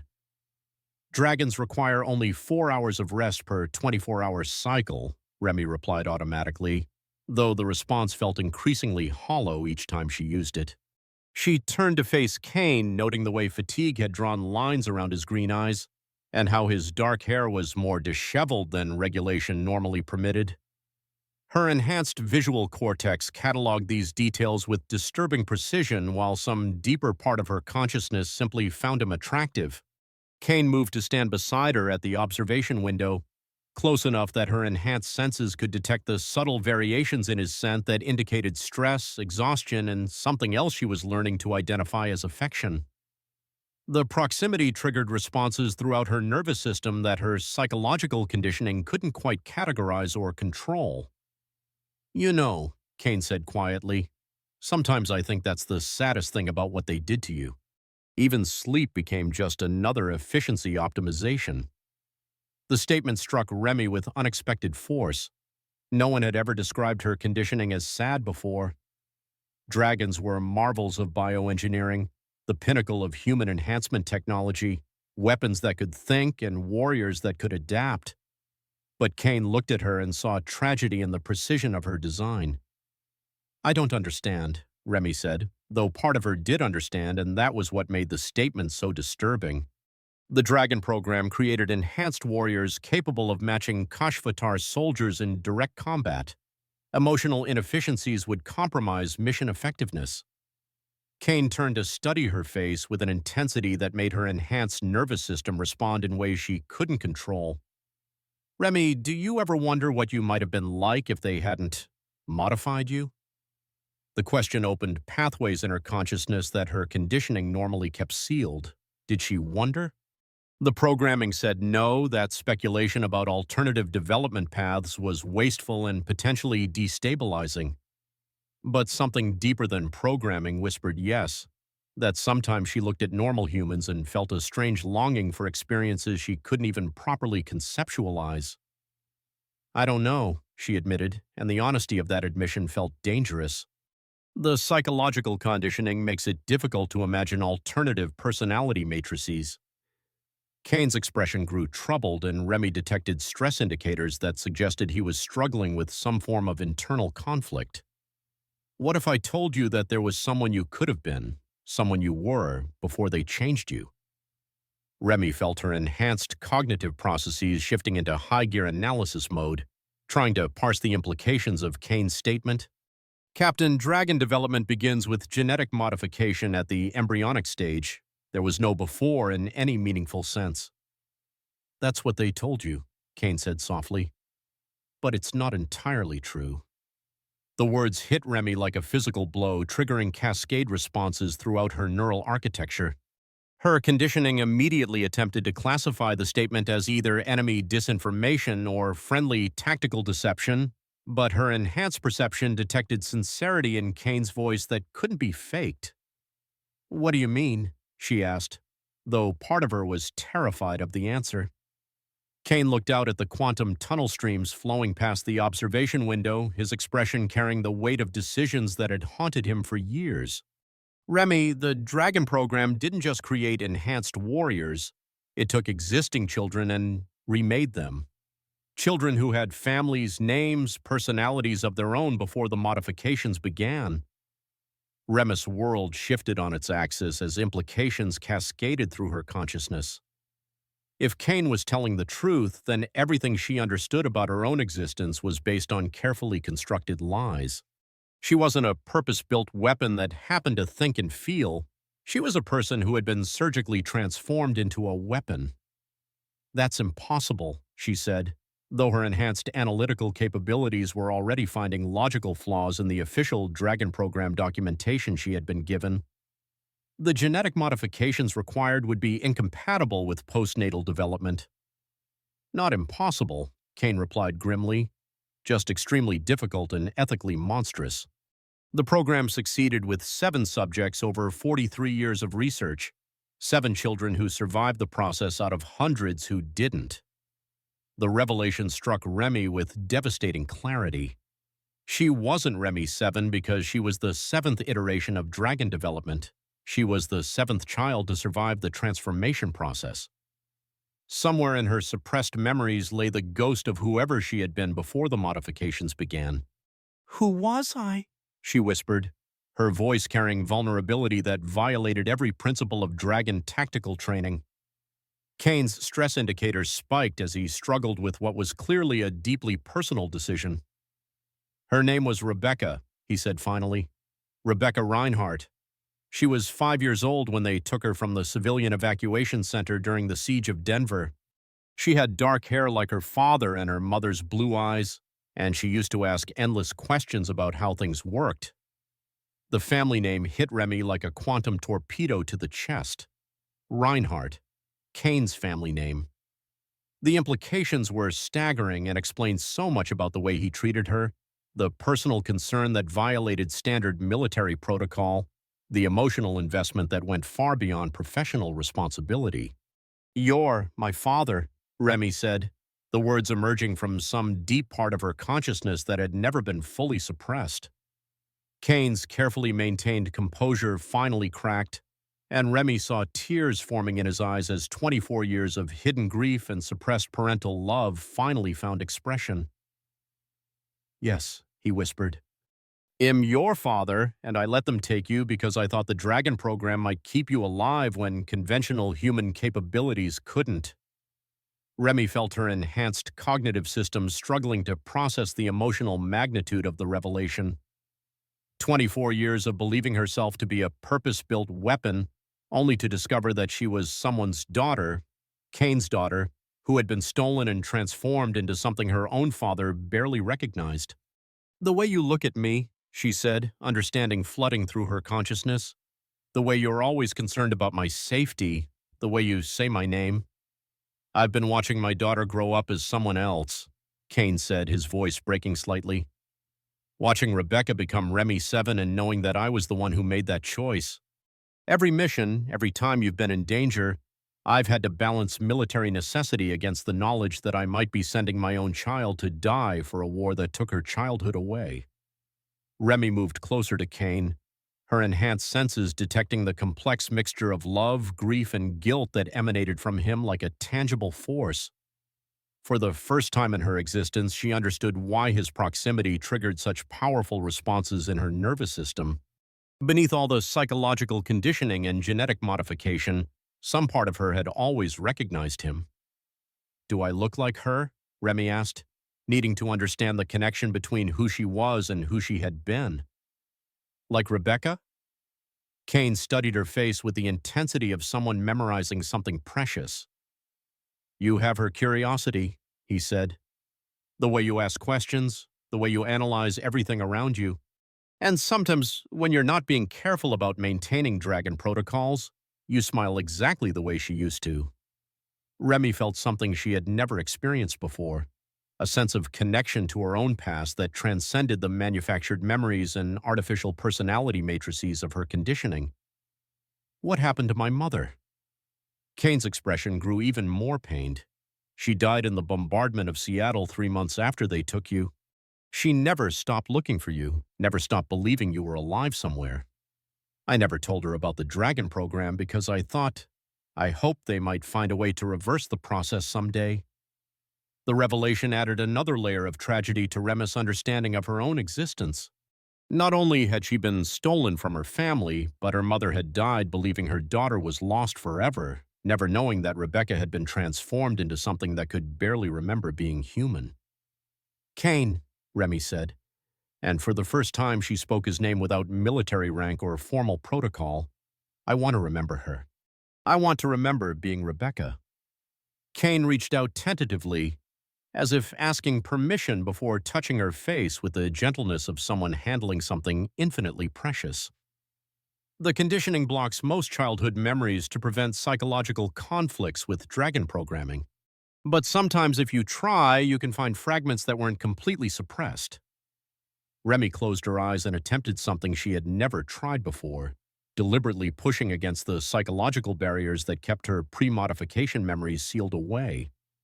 Her enhanced cognitive capabilities turned inward, searching for traces of Rebecca Reinhardt among the carefully constructed neural pathways of Remy 7. What she found were fragments of sensation and emotion that felt alien yet familiar. The smell of her mother's hair when she hugged her, the sound of laughter that belonged to someone much smaller than her current enhanced physiology, the feeling of safety that came from being held by someone who loved her unconditionally. Most powerfully, she found a memory of Kane, younger, less scarred, reading to her from a book about space exploration while she asked him endless questions about whether they would ever visit other planets. "I remember," she whispered, tears flowing down her face as 24 years of suppressed humanity finally broke through her conditioning. "I remember asking you about the stars." Kane pulled her into an embrace that felt like coming home after decades of being lost in alien territory. For the first time since her transformation, Remy experienced physical contact that wasn't tactical, clinical, or mission-related. She was being held by her father, who had spent 24 years watching his daughter become a stranger while maintaining the fiction that she was just another enhanced soldier under his command. "I'm sorry," Kane whispered against her hair. "I'm so sorry for what I let them do to you. I thought I was saving your life, but I destroyed who you were in the process." Remy pulled back to look at his face, seeing him clearly for perhaps the first time in her existence. "You did save my life," she said, understanding the impossible choice he had faced during humanity's darkest hours. "Without the dragon modifications, I would have died with everyone else in Denver. You gave me the ability to survive and fight back against the people who destroyed our world. But I took away your childhood, your normal life, your ability to be fully human," Kane protested. Remy smiled, and Kane's expression showed that he recognized something of Rebecca in the expression. "Maybe you did," she said. "But you also gave me something else. You gave me the ability to help free humanity from oppression. You gave me the strength to stand against the Valiash when they come. And you gave me you, a father who has loved me and protected me for 24 years, even when I didn't understand what that protection meant." As they stood together in the observation deck, watching quantum tunnel streams carry them back toward Earth, Remy felt her understanding of herself fundamentally shifting. She was still Remy 7, enhanced warrior and product of the Dragon program, but she was also Rebecca Reinhardt, Kane's daughter, who had survived transformation that would have destroyed a weaker spirit. The psychological conditioning that had defined her existence for 24 years was still there, but it no longer felt like a prison. Instead, it felt like armor that protected the essential humanity that had always existed beneath the surface. She was a warrior by necessity and design, but she was human by choice and heritage.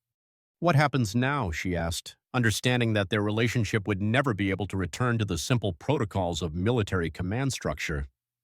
Kane smiled, and she could see both relief and love in his expression. "Now we figure out how to be a family again while saving the galaxy from ancient cosmic predators. Though I suppose if anyone can manage that kind of multitasking, it would be a dragon." Remy laughed, and the sound was pure Rebecca, curious, bright, and completely unafraid of the impossible challenges ahead. She was her father's daughter, enhanced and deadly and absolutely ready to face whatever threats the universe could produce. But first she had 24 years of being someone's child to remember, and a father who had never stopped loving her to get to know all over again. Chapter 8. The Valiash Return. The first warning came from a Kalari Republic deep space monitoring station on the edge of the Helix Nebula.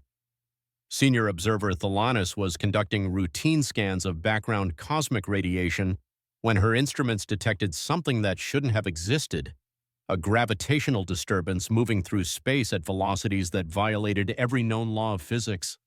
"Command, this is Station Kepler 7, Thalanis transmitted to the Kalari military headquarters, her voice carrying the controlled urgency of someone who had spent decades monitoring the galaxy's most dangerous regions.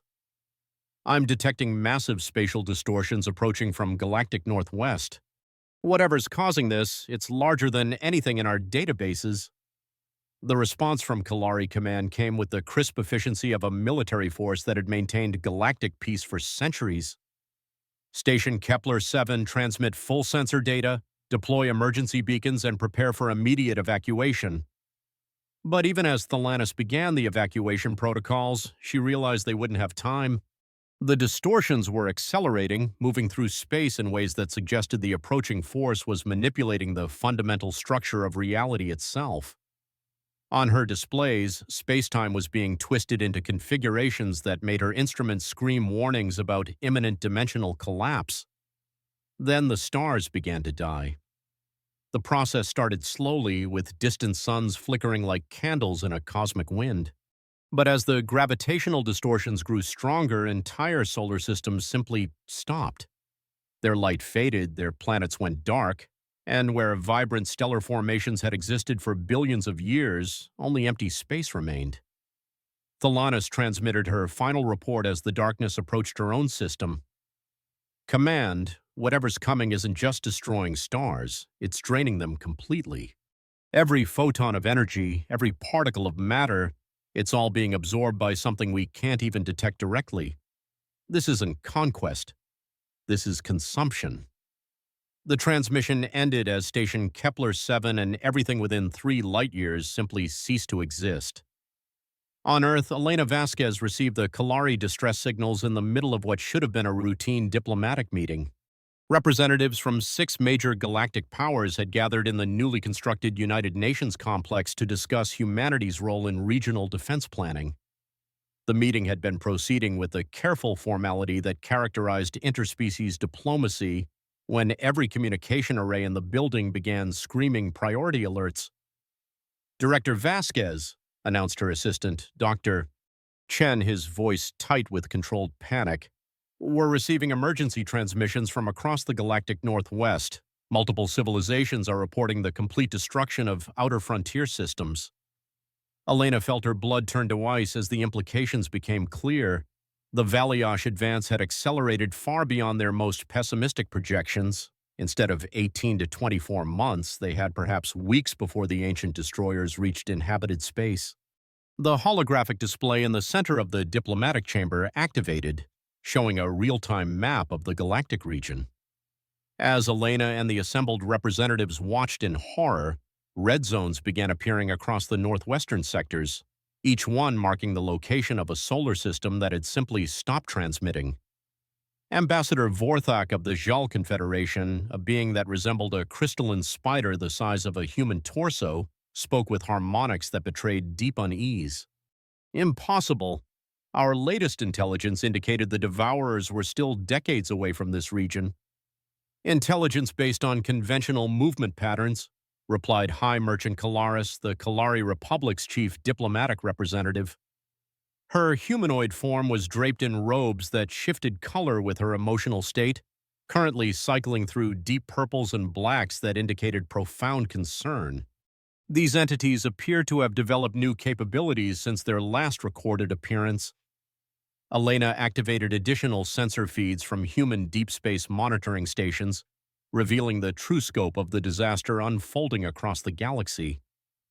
"Honored representatives, based on current consumption rates and movement patterns, the Valiosh will reach the core inhabited systems within 6 weeks.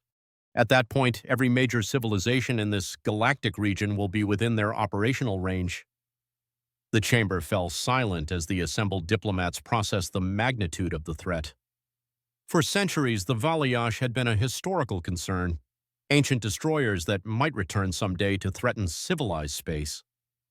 Now they were an immediate existential crisis that could end all biological life in the galaxy within months. "What are our defensive options?" asked General Thorne, Earth's military representative, though his tone suggested he already knew the answer wouldn't be encouraging. High Merchant Kalaris activated her own holographic display showing the combined military assets of all major galactic powers. "The Kalari Republic maintains defensive fleets capable of protecting our core systems against conventional threats. The Jal Confederation possesses the most advanced energy manipulation technologies in known space. The remaining Allied civilizations can contribute approximately 15,000 combat vessels of various capabilities. And against the Valayash? Elena asked, though she suspected the answer from the ancient records they had recovered. Utterly inadequate, Kalaris admitted with the blunt honesty that dire circumstances required. Our ancestors faced similar entities millennia ago. Conventional energy weapons proved completely ineffective. Kinetic bombardment caused no measurable damage. Even our most advanced defensive barriers were drained and overcome within minutes of engagement. Ambassador Vorthak's harmonic speech patterns shifted to frequencies that indicated deep calculation. However, recent intelligence suggests the human civilization has developed technologies based on consciousness manipulation. These Magi-Tech applications appear to operate on principles that might prove effective against entities that consume conventional energy and matter. Elena felt the weight of galactic expectation focusing on humanity with crushing intensity. Earth's Magi-Tech capabilities were impressive by conventional standards, but they had been developed for use against Kashvatar technology, not cosmic predators that could drain entire solar systems. Representatives, Elena said carefully, our Magi-Tech applications have shown effectiveness against conventional technology, but we've never tested them against Valayash capabilities. The ancient records suggest that consciousness-based weapons can damage these entities, but the power requirements are enormous. How enormous? General Thorne asked, though Elena detected stress patterns in his voice that suggested he was afraid of the answer. Elena activated the technical data they had recovered from the ancient ruins, showing power consumption calculations that made everyone in the chamber recoil. The weapons capable of significantly damaging Valayash entities require life force equivalent to the population of multiple star systems. The ancients literally sacrificed entire civilizations to power individual attacks. The implications hung in the air like a death sentence. Saving galactic civilization would require destroying most of that same civilization to fuel the weapons capable of fighting the Valayash. There has to be another way, High Merchant Kalaris said, her robes cycling through desperate yellows and oranges. Some alternative that doesn't require genocidal power consumption. Elena nodded, remembering the theoretical frameworks the ancient minds had suggested.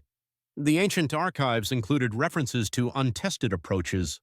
Instead of sacrificing populations to power weapons, it might be possible to create voluntary consciousness networks that amplify natural life force without destroying the participants.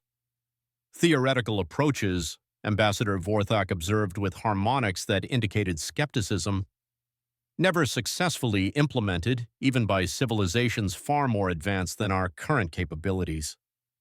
But possible, Elena insisted. The consciousness-linking technologies exist. We've seen them work on small scales through Ethorian mental disciplines. The challenge is scaling them up to galactic proportions while maintaining the voluntary participation that prevents them from becoming weapons of mass destruction. General Thorne leaned forward, his military mind focusing on practical implementation. What would we need to make this work? What resources, what cooperation levels, what time frame? Elena consulted the ancient technical specifications, performing calculations that painted a picture of unprecedented galactic cooperation.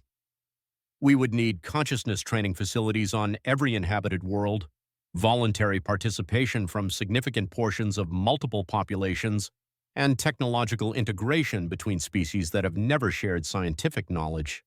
Most importantly, we would need complete trust between civilizations that have been potential enemies for centuries. And how long to implement? Kalaris asked. Under optimal conditions with unlimited cooperation and resource sharing, perhaps 2 years, Elena replied. But we don't have 2 years. We have weeks before the Valayash reach inhabited space. The chamber fell into the kind of silence that accompanied impossible situations. Every representative understood that they were facing choices between certain destruction and desperate measures that might preserve some fraction of galactic civilization. Then the emergency alerts began again, this time with even greater urgency. Director Vasquez, Dr. Chen announced, we're receiving distress calls from the Jal Confederation's forward defense line. They've made contact with the Valayash advance forces. The main display shifted to show transmissions from the JAL border systems, where the Confederation's most advanced warships had attempted to establish defensive positions against the approaching threat. What they showed defied comprehension. The Valiash didn't appear as ships or vehicles in any conventional sense. Instead, they manifested as distortions in space-time itself, regions where reality seemed to fold in on itself, creating geometric patterns that hurt to observe directly. These distortions moved through space like living shadows, passing through solid matter as if it didn't exist while draining energy from everything they encountered.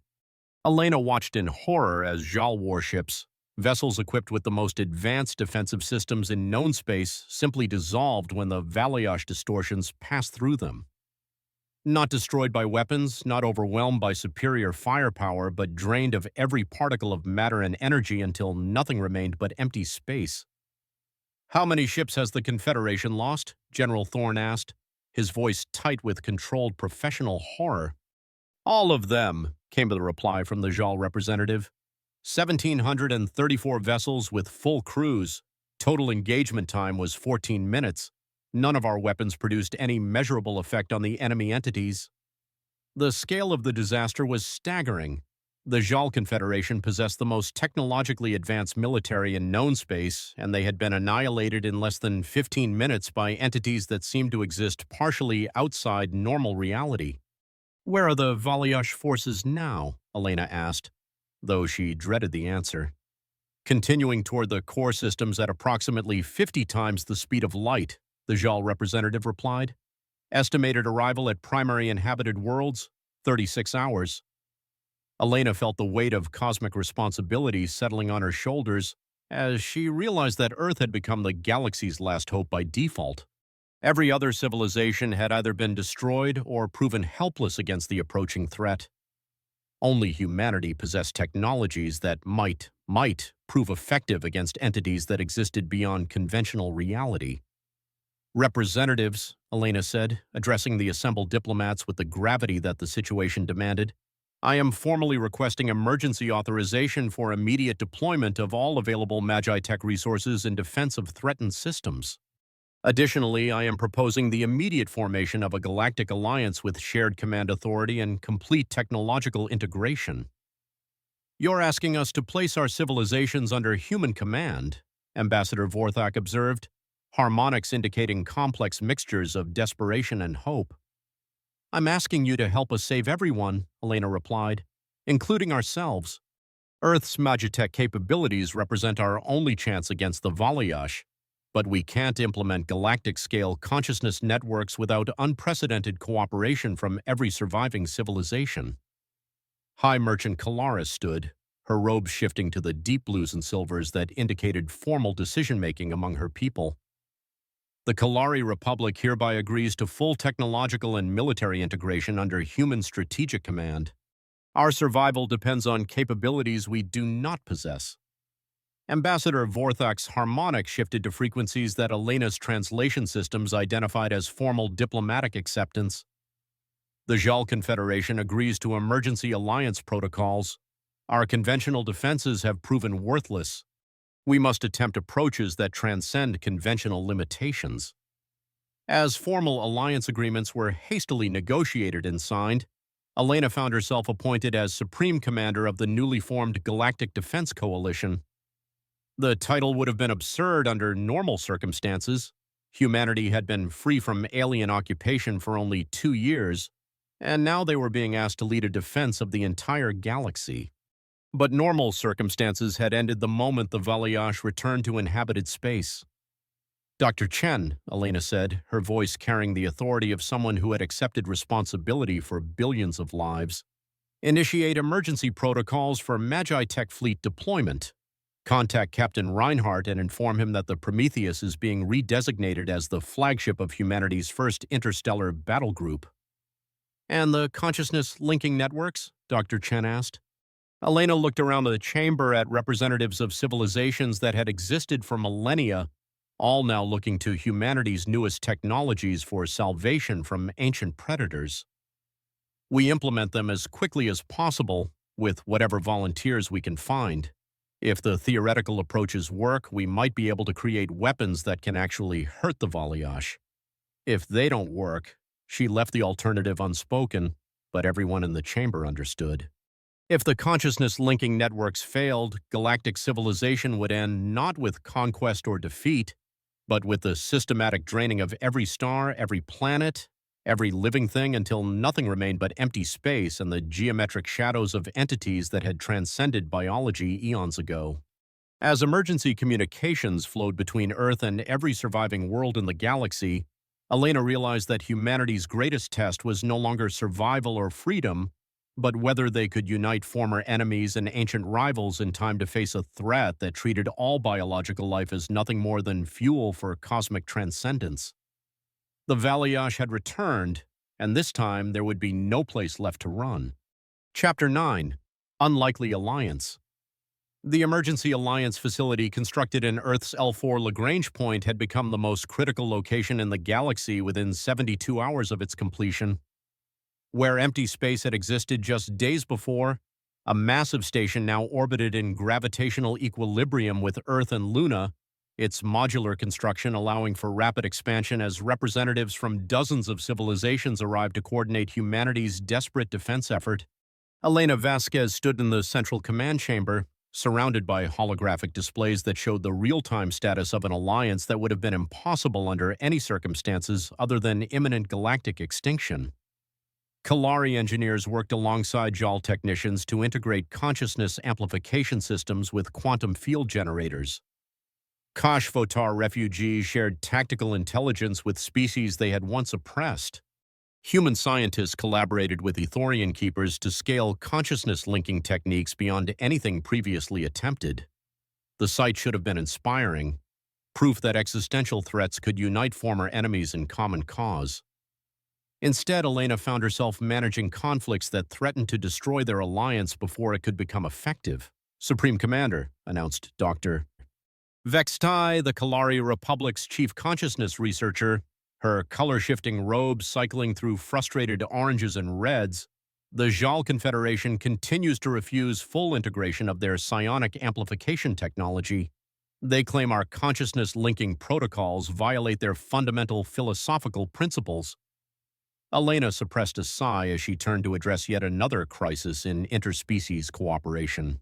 The JAL Confederation possessed naturally telepathic capabilities that could dramatically enhance the power of consciousness-linking networks, but their species held deep cultural beliefs about mental privacy that made voluntary consciousness sharing nearly impossible for them to accept. "What specific concerns are they raising?" Elena asked, though she suspected the answer would involve concepts that didn't translate well between species.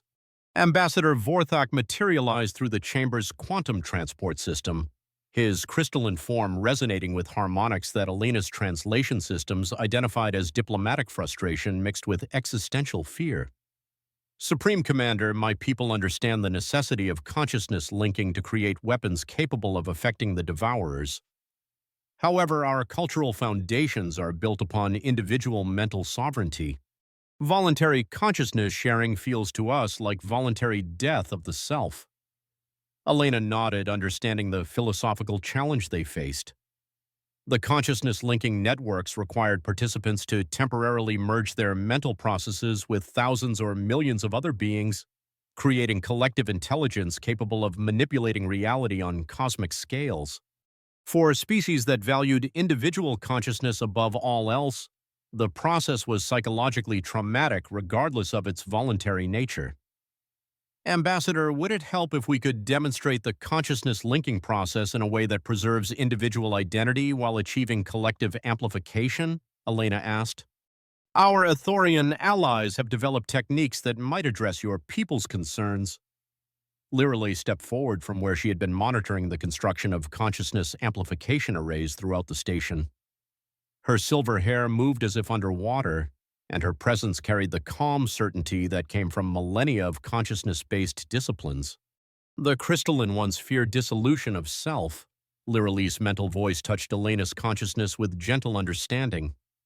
"But consciousness linking need not erase individual identity. Think of it as harmony rather than absorption. many voices creating music more beautiful than any could achieve alone. Ambassador Vorthak's harmonic pattern shifted to frequencies that indicated cautious interest. Keeper Lirily, could your people demonstrate this harmonic approach to consciousness linking? If we could observe the process without immediate participation, it might address our cultural concerns. Of course, Lirily replied, both mentally and vocally for the benefit of species who couldn't receive telepathic communication. But such demonstrations require significant preparation and trained participants. The process itself takes several hours to achieve meaningful connection. Elena felt the familiar pressure of time constraints that had dominated every decision since the Valiash return. How long until you could organize a demonstration? 12 hours, if we utilize the Athorian practitioners currently stationed throughout the Alliance facility, Lirily responded. But, Supreme Commander, there are other concerns requiring immediate attention. The consciousness amplification technology is advancing rapidly, but we lack the delivery systems necessary to project enhanced awareness across interstellar distances. The technical challenge Lirily identified represented one of the most critical obstacles to implementing effective defenses against the Valiash. Consciousness-linking networks could theoretically create weapons capable of affecting reality-distorting entities, but those weapons would be useless unless they could be precisely targeted across the vast distances of space combat. Dr. David Chen materialized in the command chamber through the station's internal transport system, his appearance showing the effects of 72 hours of continuous work on the most advanced technology humanity had ever attempted to develop. Elena, we've achieved a breakthrough in quantum consciousness projection systems. The integration of Kalari energy manipulation techniques with Athorian mental disciplines has produced targeting capabilities we never thought possible. Elena felt hope and apprehension warring in her chest as she reviewed David's technical reports. What kind of range are we looking at? Theoretical maximum of approximately 50 light-years with full consciousness linking network support, David replied, his voice carrying the exhaustion of someone who had been pushing the boundaries of known science without rest. But the power requirements are enormous, and the accuracy decreases significantly with distance. 50 light-years, Elena mused, consulting the tactical displays that showed current Valiash positions relative to inhabited systems. That would give us engagement range against their advanced forces, but not their main concentration. High Merchant Kalaris appeared through another transport portal, her robe shifting to the deep blues that indicated formal reporting among her people. Supreme Commander, our manufacturing capabilities have produced the first prototype consciousness amplification vessels. However, testing reveals significant limitations in crew survivability during extended operations. Elena activated holographic displays showing the prototype ships that represented their first attempt at combining consciousness-based weapons with practical space combat platforms. The vessels were unlike anything in recorded history, sleek forms embedded with massive crystalline arrays that could channel the collective mental energy of linked consciousness networks. They looked more like sculptures than warships, their organic curves designed to enhance consciousness flow rather than traditional combat effectiveness. What kind of survivability issues are we seeing? Elena asked, though she suspected the answer would involve the psychological costs of consciousness-based warfare.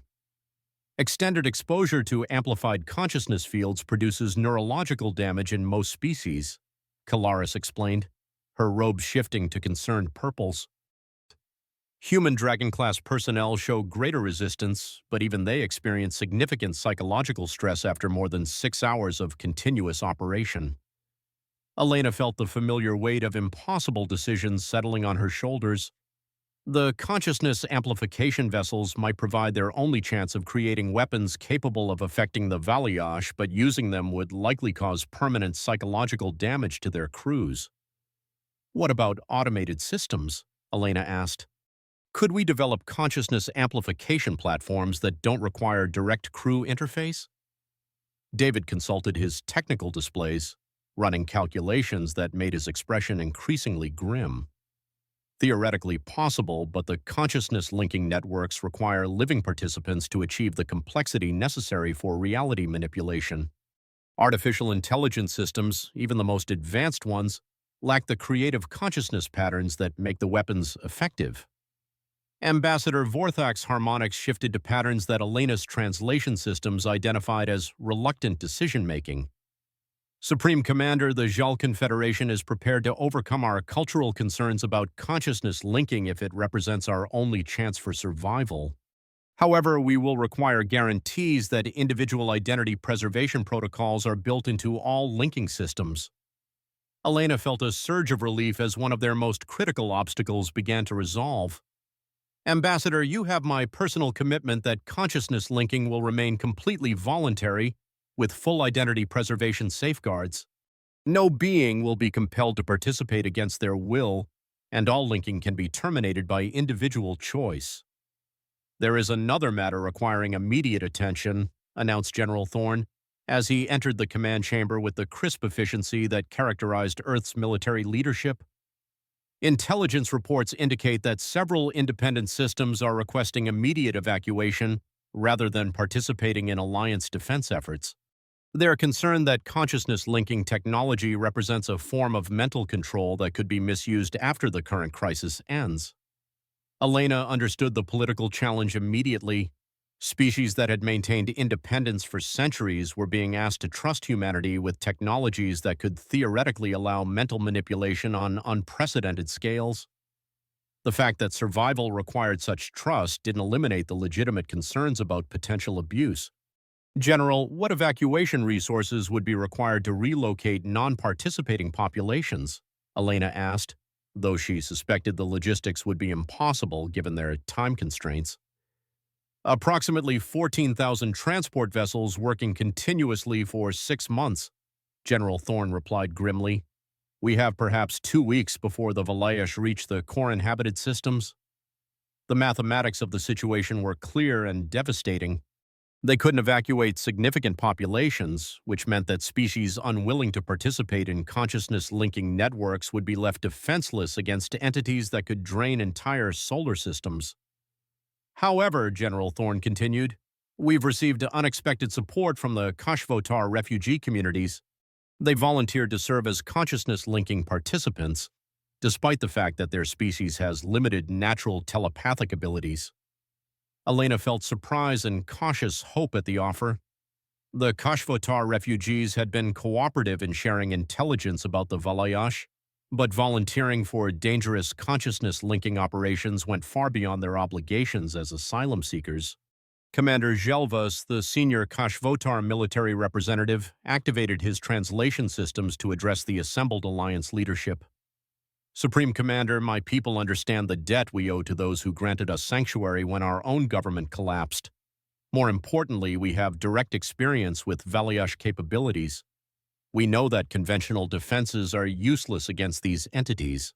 If consciousness linking offers any possibility of survival, we are prepared to accept the risks. Elena found herself moved by the offer despite the complex history between humanity and the Kashvotar. Commander, consciousness linking is dangerous for species without natural telepathic abilities. The psychological stress could cause permanent damage to your people. Supreme Commander, Zhelvas replied with a formal dignity that characterized Kashvotar communication, our people have already lost everything to the Devourers. Our worlds, our civilization, our future as an independent species. If we can help create weapons that might prevent other civilizations from suffering the same fate, the risk to individual Kashvotar lives is acceptable. Literally stepped forward, her mental voice touching the consciousness of everyone in the chamber capable of receiving telepathic communication. The offer of the crystal-touched ones carries great meaning. They seek redemption for their people's actions while under shadow influence. Such motivation could strengthen consciousness linking beyond what pure survival instinct could achieve. Elena understood the psychological insight Lorelei was offering. Consciousness-linking networks drew power not just from the number of participants, but from the emotional and spiritual intensity of their connection. Kashvotar desire for redemption might provide the kind of deep motivation that would amplify their effectiveness despite their limited natural telepathic abilities. Commander Zhelvas, Elena said formally, the Galactic Defense Coalition accepts the Kashvotar offer of consciousness-linking participation. We will implement all available safety protocols to minimize risk to your people. As Alliance representatives dispersed to implement the rapidly evolving defense plans, Elena found herself alone with Liralee in the command chamber, watching holographic displays that showed the accelerating preparation of technologies that had never been tested under combat conditions. "You carry great weight, Elena of the Shadow Realm," Liralee's mental voice carried gentle concern. "The responsibility for so many lives, so many different forms of consciousness. How do you bear such burden?" Elena considered the question, realizing that she had been so focused on technical and logistical challenges that she hadn't examined her own psychological state. "I suppose I focus on the alternatives," she replied. "If we fail, none of these problems will matter because there won't be anyone left to have problems."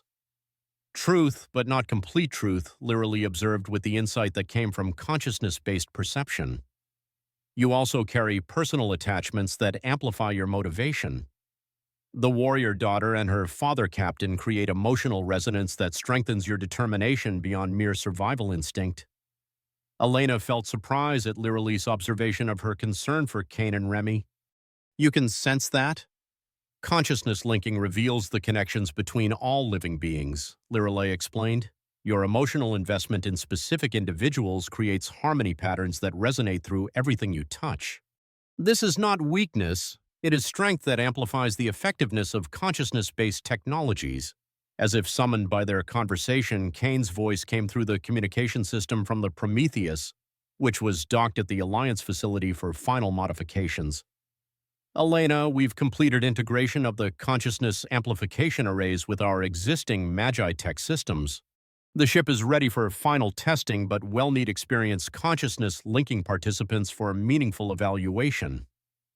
Elena activated the communication array, feeling the weight of decisions that would determine whether their desperate alliance could create weapons capable of standing against cosmic predators. "Kane, initiate preliminary testing with volunteer crews.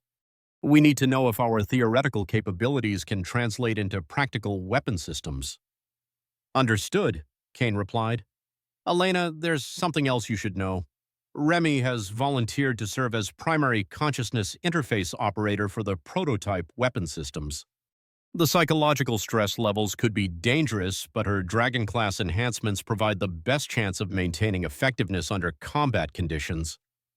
Elena felt fear and pride warring in her chest as she realized that their most important relationships were about to be tested under the most dangerous circumstances imaginable.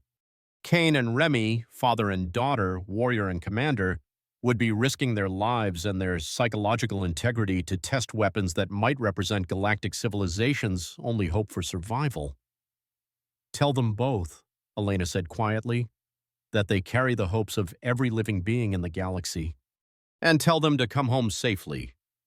As the Alliance facility continued its frantic preparation for tests that would determine the fate of the galaxy, Elena looked out at the stars and wondered if consciousness and technology, properly combined, could create something powerful enough to stand against entities that had transcended biology eons ago. In less than 2 weeks, they would find out. Chapter 10: The Supercarrier Electo. The unveiling of the Electo occurred in the depths of Jupiter's Great Red Spot, where a massive construction facility had been hidden within the storm's electromagnetic chaos for the past 18 months. Elena Vasquez stood on the observation deck of the transport vessel Hermes, watching as the storm's crimson clouds parted to reveal humanity's most ambitious achievement since the discovery of Magitech. The Electo defied every convention of spacecraft design that had existed for millennia. At nearly 8 kilometers in length, she resembled a living organism more than a traditional vessel, her hull flowing in organic curves that seemed to breathe with the rhythm of contained consciousness fields. Crystalline spires jutted from her surface like neural pathways made manifest, each one serving as a focusing array for the consciousness amplification systems that represented the pinnacle of galactic cooperative technology. "My God," whispered Dr. David Chen, his voice carrying the awe of someone who had helped design the impossible. Even knowing the specifications, seeing her complete is overwhelming. Elena nodded, understanding his reaction. The Electo was more than a weapon or a ship. She was the physical manifestation of an entirely new relationship between consciousness and technology. Every system aboard her had been designed to respond not just to mechanical commands, but to the focused will of her crew. In skilled hands, she could manipulate reality on scales that approached the capabilities demonstrated by the Valiash themselves. "Supreme Commander," announced Captain Marcus Webb, the grizzled veteran who had been selected to serve as the Electos commanding officer. "All systems show green across the board. We're ready to begin crew integration protocols." Elena activated her communication array to address the assembled representatives of the Galactic Defense Coalition. "Honored allies, the Electo represents the combined technological achievements of every civilization in our alliance. Her consciousness amplification arrays incorporate Ethorian mental disciplines. Her energy manipulation systems utilize Kelari field projection techniques. Her defensive matrices are based on Jal psionic barrier technologies. And her targeting systems integrate Kashvotar quantum tracking capabilities with human engineering." The statistics were staggering. The Electo carried consciousness amplification systems powerful enough to link the minds of 10,000 volunteers across interstellar distances. Her primary weapons could channel the collective will of entire populations into focused beams of reality-distorting force. Most incredibly, her consciousness interface systems allowed her crew to perceive and interact with entities that existed partially outside normal space-time. "However," Elena continued, "the Electo's capabilities come with unprecedented risks. Extended operation of her consciousness-based systems produces neurological stress that could cause permanent psychological damage to her crew. We estimate maximum operational time of 72 hours before crew effectiveness begins to degrade significantly."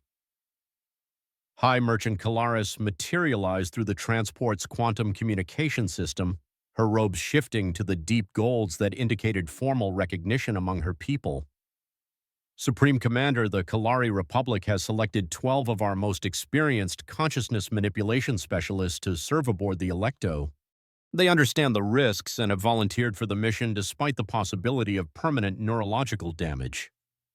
Ambassador Vorthak's crystalline form resonated with harmonics that conveyed both pride and apprehension. "The Jal Confederation has similarly selected 8 of our most skilled psionic barrier technicians. Our people have overcome their cultural reluctance to consciousness linking because they understand that the Electo represents our best chance of creating weapons capable of affecting the Devourers." Elena felt the weight of responsibility that came with commanding volunteers who were willing to sacrifice their mental health for the possibility of galactic survival. "All crew selections have been made with the understanding that this mission will likely be one way. The Electo is designed to penetrate Valiash-controlled space and engage their primary concentration directly. The probability of survival is minimal." The transport vessel shuddered slightly as it docked with the Electo's receiving bay, and Elena found herself walking through corridors that seemed to pulse with contained life force. The consciousness amplification arrays created a subtle background hum that resonated in her bones, while holographic displays showed the real-time status of systems that operated on principles beyond conventional physics. "Elena," came Kane's voice through the ship's communication system, "I need to speak with you privately before the final crew briefing." Elena made her way to the captain's ready room, where she found Kane standing before a holographic display showing the crew roster for their desperate mission. His expression carried the particular tension that came with decisions that could affect the people he cared about most. "Kane, what's troubling you?" Elena asked, though she suspected the answer involved Remi's selection for the mission.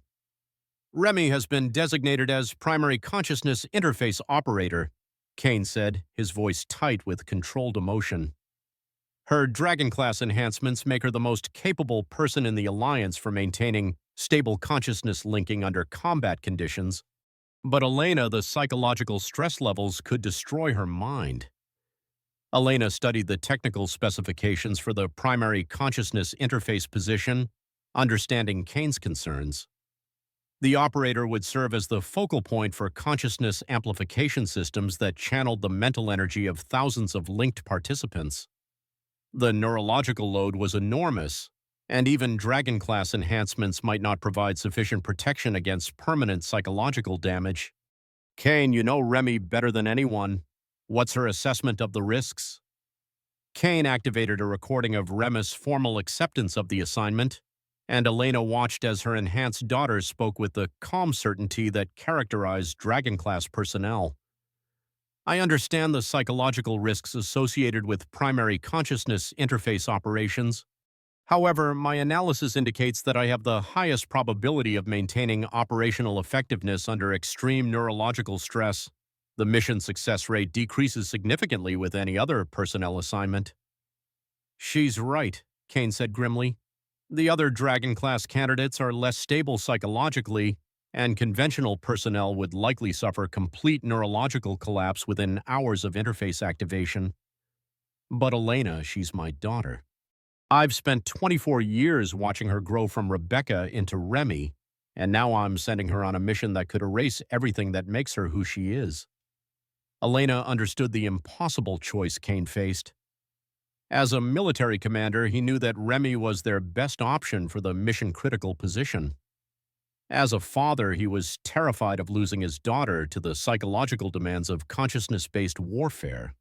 Kane, does Remy understand the personal relationship between you two will need to remain secondary to mission requirements? Elena asked. If her consciousness begins to degrade, you might have to make command decisions that prioritize mission success over her individual welfare. Kane's expression grew even more pained. She understands. We discussed it at length. Remy made it clear that she expects me to treat her as any other crew member if the situation demands it.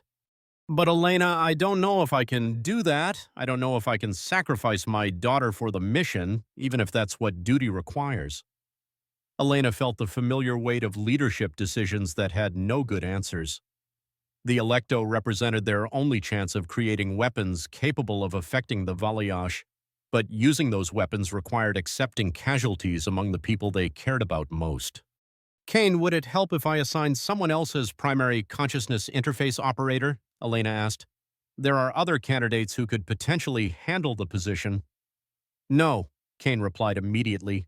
Remy is right about the mission success probabilities. Using anyone else would significantly reduce our chances of achieving the objectives that could save galactic civilization.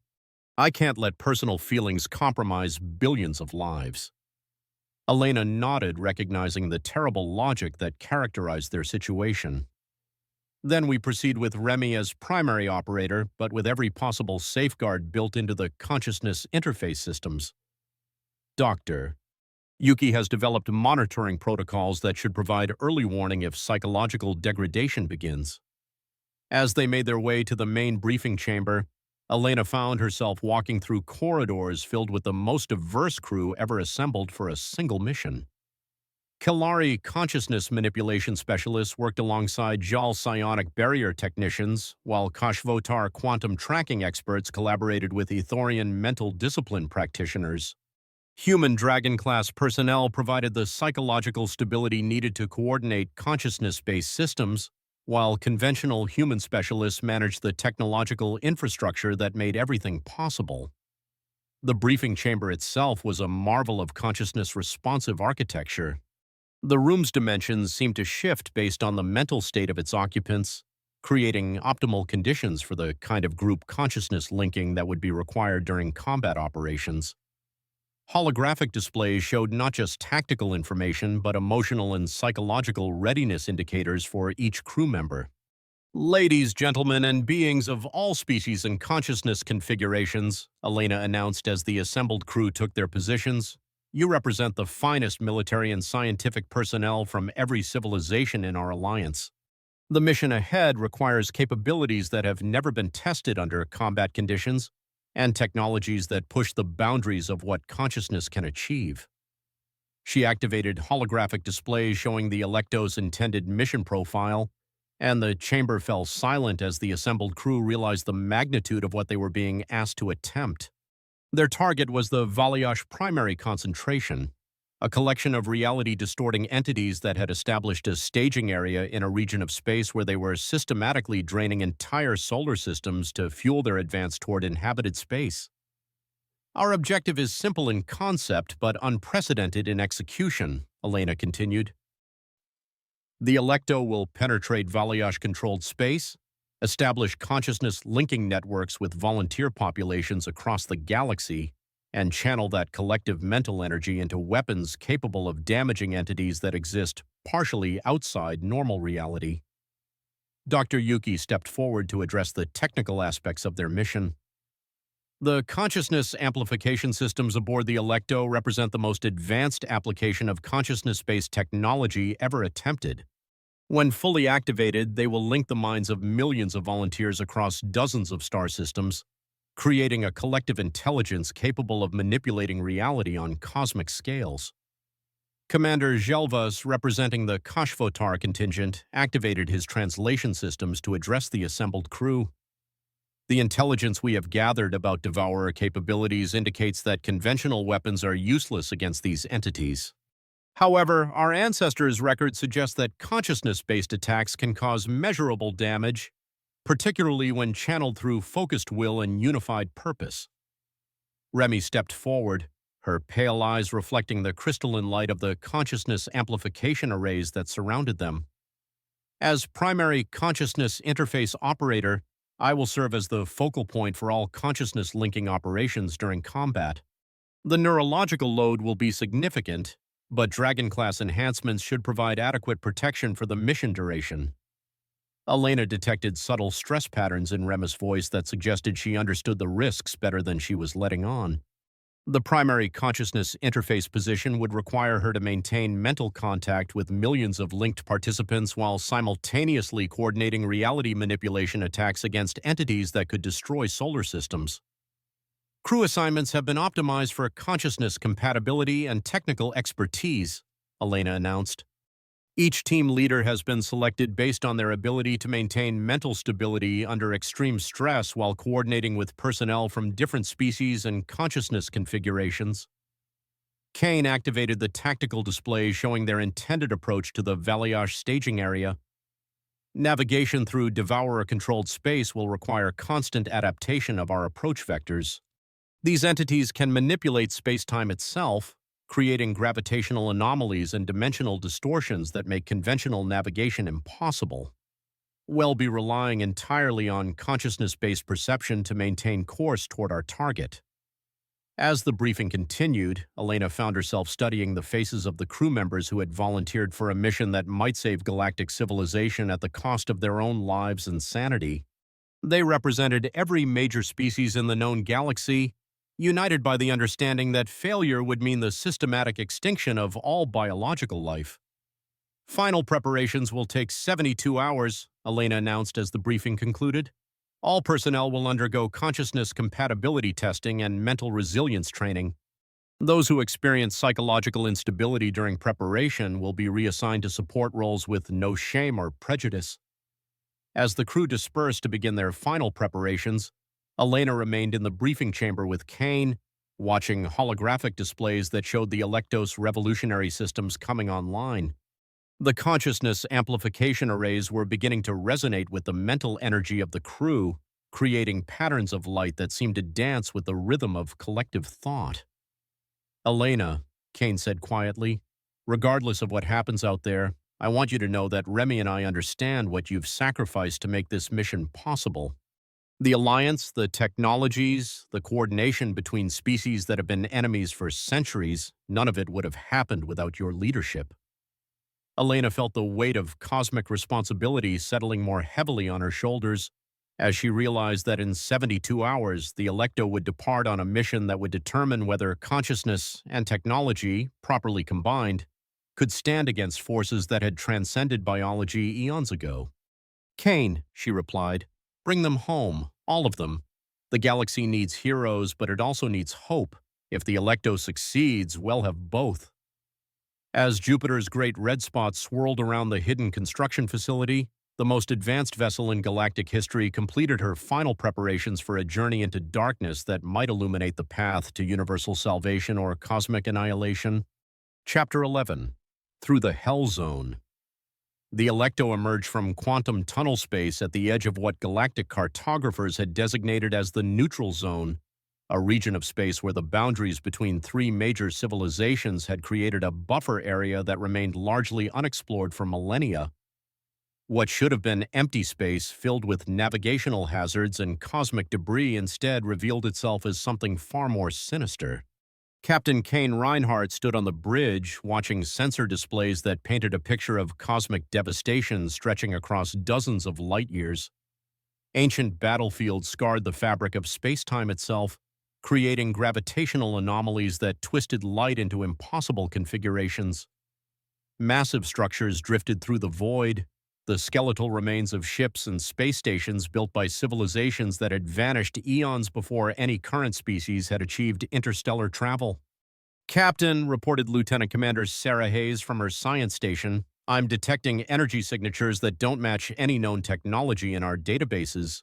Some of these structures are still partially active after millions of years." Kane studied the tactical displays with growing unease.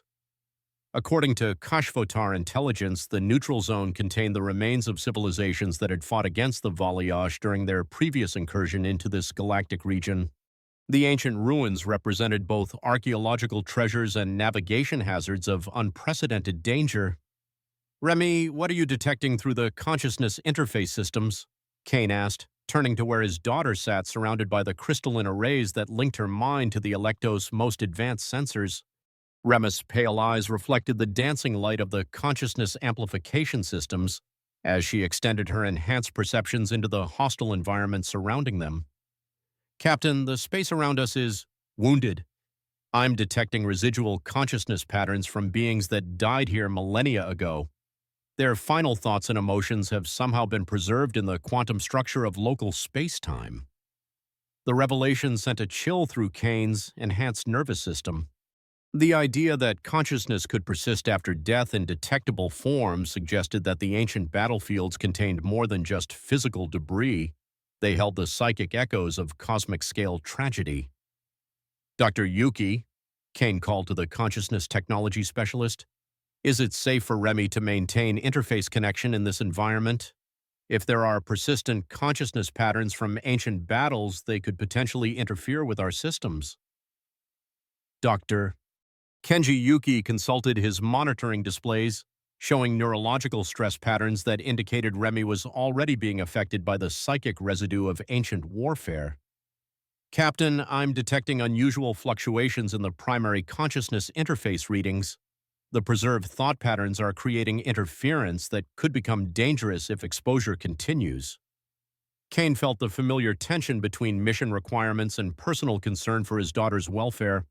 The consciousness interface systems were essential for navigating the hazardous environment ahead, but prolonged exposure to ancient psychic trauma could cause permanent psychological damage. "Remy, can you filter out the ancient consciousness patterns and focus only on current environmental hazards?" Kane asked. "I'm trying, but the interference is massive," Remy replied, her voice carrying strain that indicated significant neurological stress. "The consciousness patterns aren't just random echoes. They're organized, almost like they're trying to communicate something.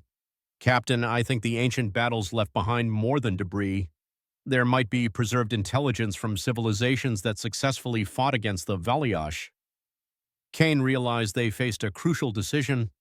The ancient consciousness patterns might contain tactical intelligence that could prove vital to their mission, but accessing that information would require Remy to deliberately expose herself to psychic trauma that could destroy her sanity. "Dr. Yuki, what are the risks if Remy attempts to establish communication with the ancient consciousness patterns?" Kane asked. "Extremely high," Dr. Yuki replied with the clinical honesty that dire situations required. "The psychological integration of foreign consciousness patterns could cause permanent identity fragmentation. In worst-case scenarios, Remy's original personality could be completely overwhelmed by ancient psychic influences." Kane looked at his daughter, seeing both the enhanced warrior she had become and the child she had once been. "Remy, the decision is yours. We need the tactical intelligence, but not at the cost of losing you to ancient influences." Remy studied the consciousness interface displays, her enhanced cognitive processes analyzing risks and benefits with inhuman precision. "Captain, my analysis indicates that controlled exposure to the ancient patterns might be possible if we implement safeguard protocols. I could establish limited communication while maintaining psychological barriers to prevent identity contamination. What kind of safeguards? Kane asked, though he suspected any protection would be inadequate against the kind of psychic forces they were encountering. Mental anchoring techniques based on Arthurian disciplines, Remy explained. I would maintain constant awareness of my core identity while allowing controlled interface with the ancient consciousness fragments. The risk is significant, but the potential intelligence value could be mission-critical. Kane felt the weight of command decisions that could determine not just the success of their mission, but the psychological survival of his daughter. Implement maximum safeguard protocols and begin limited interface attempts. Doctor. Yuki, monitor all neurological indicators and terminate the connection immediately if you detect signs of identity fragmentation. As Remy began the delicate process of establishing communication with consciousness patterns that had survived for eons in the quantum structure of space-time, the Electo continued its careful navigation through the ancient battlefield. The ship's consciousness responsive systems allowed it to flow between gravitational anomalies and dimensional distortions like a living organism adapting to hostile environment. Captain, announced Chief Navigator Veltar, a Kalari specialist whose energy manipulation capabilities made him uniquely qualified for navigation in distorted space, I'm detecting massive structural debris directly ahead. The objects appear to be artificial, but their scale is beyond anything in our construction databases. The main display activated to show structures that dwarf the Electo by orders of magnitude. What appeared to be the remains of ancient space stations stretched for hundreds of kilometers in every direction, their geometrically impossible architecture suggesting technologies that operated on principles beyond current understanding. "My God," whispered Lieutenant Hayes. "Those structures are larger than most planetary bodies.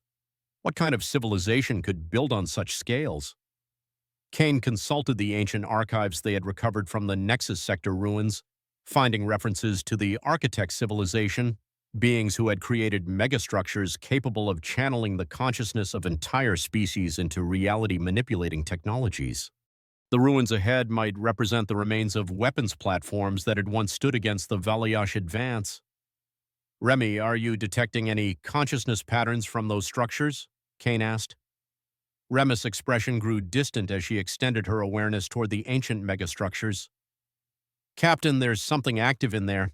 Not fully conscious, but not completely dead either. It's like artificial intelligence that's been dreaming for millions of years." Before Kane could respond, the ancient structures began to respond to the Electo's presence. Lights that had been dark for eons started flickering to life, creating patterns that suggested the dormant systems were attempting to analyze the approaching vessel. "All stop," Kane ordered immediately. "If those structures contain active defense systems, we don't want to trigger hostile responses." The Electo halted its forward progress, using consciousness-based maneuvering systems to maintain position relative to the ancient ruins. Around them, the megastructures continued their awakening process, with energy patterns flowing through crystalline conduits that resembled neural pathways more than conventional technology. "Captain," Remy announced with growing excitement, "am establishing contact with the artificial intelligence systems. They're incredibly advanced, but their thought patterns are alien beyond anything we've encountered.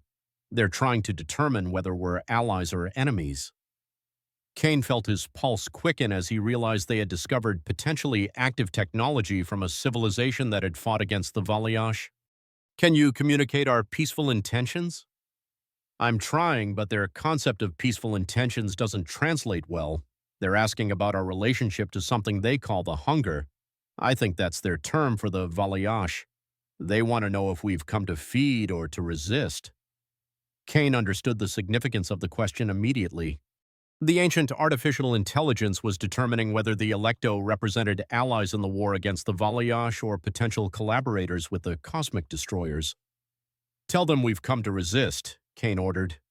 "Make it clear that we're here to fight against the entities they call the hunger," and Remy's consciousness extended deeper into contact with the ancient artificial intelligence, her enhanced nervous system processing communication patterns that had evolved millions of years before human civilization existed. "They're accepting our identification as resistance fighters."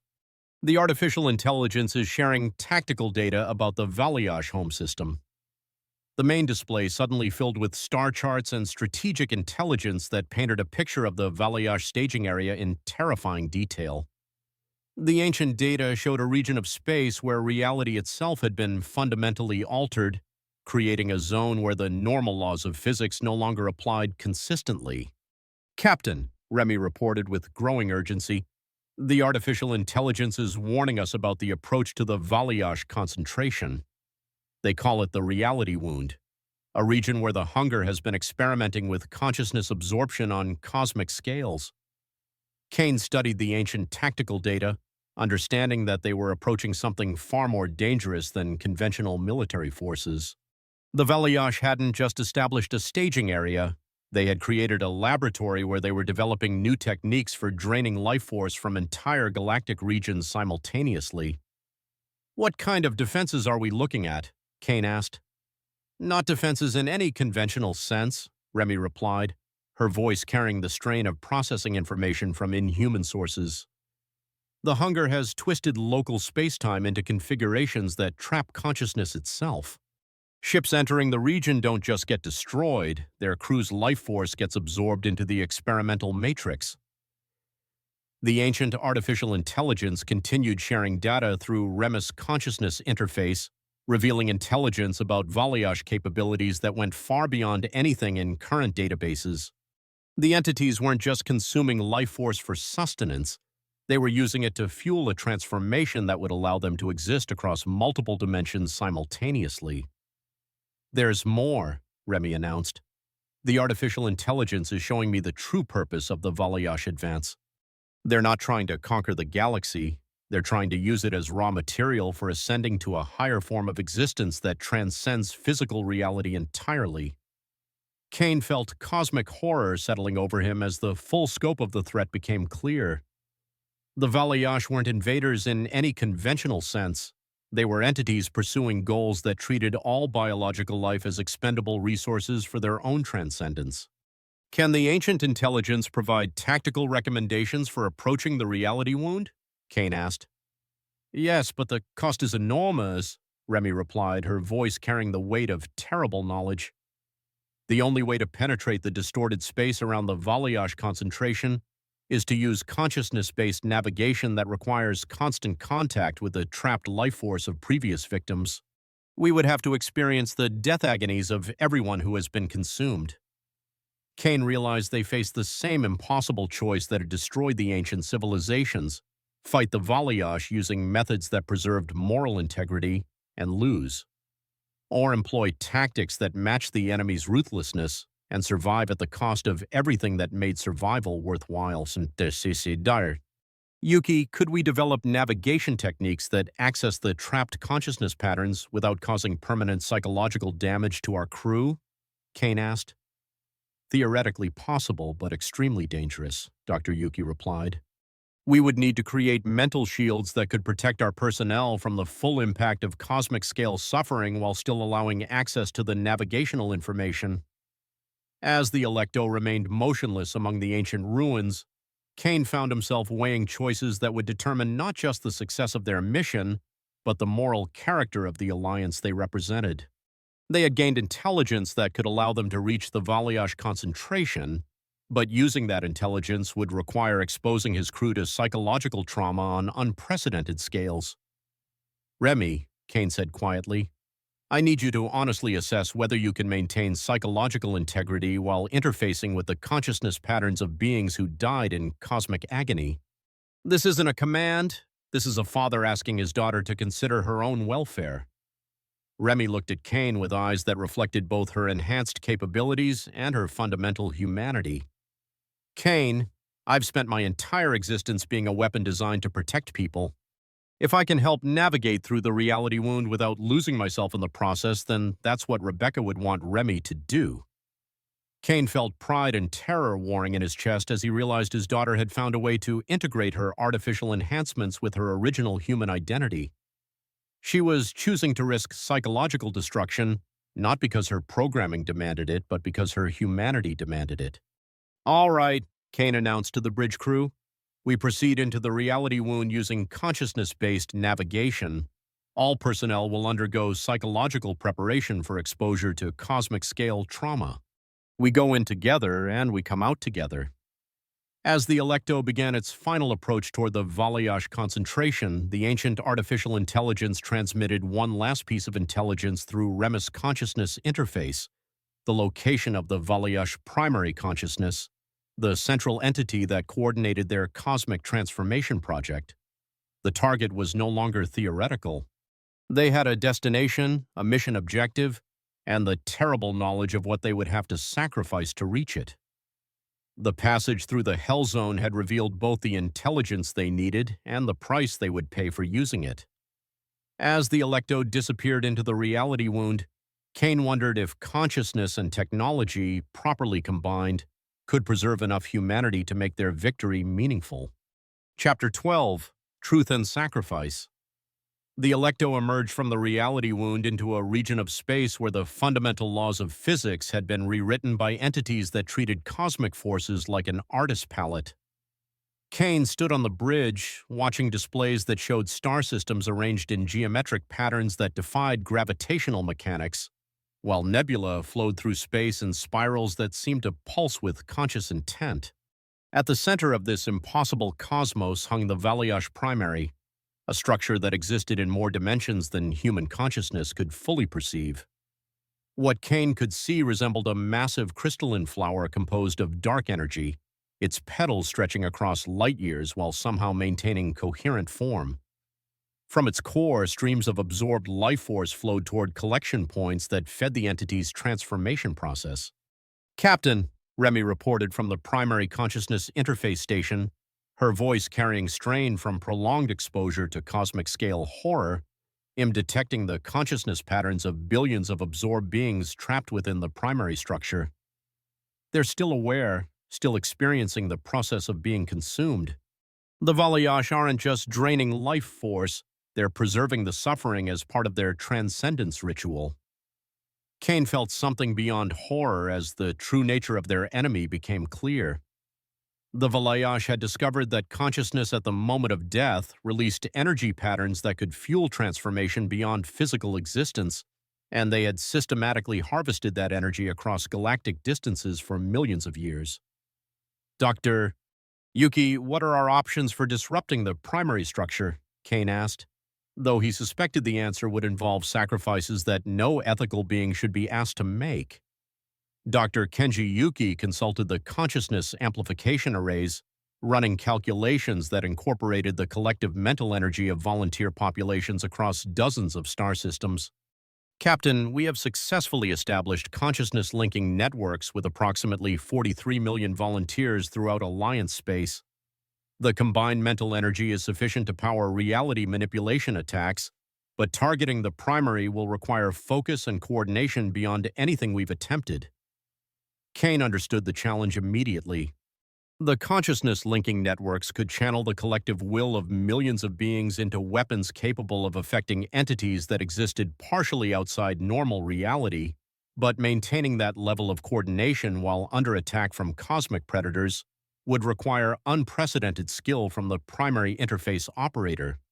"Remy, honest assessment of your ability to maintain consciousness-linking stability while targeting the primary structure," Kane said, speaking both as a military commander and as a father who needed to understand the risks his daughter was accepting. Remy studied the neural interface readings, her enhanced cognitive processes analyzing stress patterns that would destroy conventional human psychology within minutes. "Captain, I can maintain primary interface operations for approximately 90 minutes before neurological overload becomes irreversible. That should provide sufficient time for a sustained assault on the primary structure, assuming we can penetrate their defensive systems." Kane felt time pressure building as sensor arrays detected massive energy signatures approaching from throughout the distorted star system. The Valayash had become aware of their presence and were redirecting absorbed consciousness energy toward defensive configurations that could trap the Electo within the same nightmare matrix that held billions of previous victims. "All stations battle alert," Kane announced. "This is what we came here to do. Remember that we're not just fighting for our own survival, We're fighting to free every consciousness that's been trapped by these entities and to prevent them from consuming the rest of the galaxy. The first attack came not as weapons fire, but as a wave of concentrated despair that struck the Electos' consciousness amplification systems like a psychic tsunami. Kane felt the overwhelming grief and terror of billions of absorbed beings washing through his beat, threatening to crush his sanity under the weight of cosmic-scale suffering. "Psychological shields at maximum," Dr. Yuki announced, his voice tight with controlled panic. "The Valiash are using the trapped consciousness patterns as weapons, projecting the emotional trauma of their victims directly into our neural systems. Remus Enhanced Consciousness fought against the psychic assault while maintaining her interface with the Alliance consciousness linking networks. I'm detecting defensive patterns around the primary structure. They're using absorbed life force to create reality distortions that deflect consciousness-based attacks." Kane realized they faced the same tactical challenge that had defeated every previous resistance effort. The Valiash were protected by defenses powered by the very beings they had consumed, creating a situation where attacking them meant fighting through the suffering of their victims. "Remy, is there any way to separate the defensive systems from the trapped consciousness patterns?" Kane asked. "Some method of freeing the absorbed beings while disrupting the primary's protection?" Remy extended her awareness deeper into the enemy structure, her consciousness touching the edges of the vast network of trapped minds that powered the Valiash transformation process. "Captain, I'm detecting something unexpected. The absorbed consciousness patterns aren't completely under Valiash control. Some of them are trying to resist, trying to break free from the absorption matrix." Kane felt hope pierce through the cosmic horror as he realized the implications. "Can you establish communication with the resistant consciousness patterns?" "I'm trying, but the interface requirements are enormous," Remy replied, her voice showing signs of the neurological stress that prolonged consciousness linking produced. "I would need to extend my awareness directly into the absorption matrix, which could result in my own consciousness being trapped with the other victims." Kane faced the most impossible decision of his life. Allowing Remy to attempt communication with the trapped minds might provide the key to defeating the Valiash, but it could also result in his daughter's consciousness being absorbed into the same nightmarish existence that held billions of other victims. "Remy," Kane said, setting aside his role as military commander to speak as her father, "I need you to understand something before you make this choice. 24 years ago, I let them take Rebecca and transform her into a weapon because I thought it was the only way to keep her alive. I won't make that decision for you again. Whatever you choose to do, it has to be your choice." Remy turned to look at Kane with eyes that reflected both her enhanced capabilities and her recovered humanity. "Kane, I need you to know something too. I remember being Rebecca, and I remember loving you and Mom more than anything in the universe. But I also know that Remy 7 exists because Rebecca was willing to be transformed to help save humanity. This is who I chose to become." Kane felt tears on his face as he realized his daughter had found a way to integrate all aspects of her identity: Rebecca's love and curiosity, Remus' enhanced capabilities, and the warrior's dedication to protecting others. She wasn't choosing between being Rebecca or being Remy 7, she was choosing to be both. "I'm going to attempt contact with the resistant consciousness patterns," Remy announced, her voice carrying the calm certainty that characterized her most dangerous decisions. "If I can coordinate their resistance efforts with our external attack, we might be able to collapse the absorption matrix from within." Dr. Yuki checked his monitoring systems one final time. "Remy, once you extend your consciousness into the matrix, we may not be able to maintain communication. If your neural patterns begin to degrade, we'll have no way to extract you."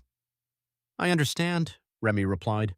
"But if we don't try this, the Alliance consciousness linking networks won't have enough power to penetrate the primary's defenses.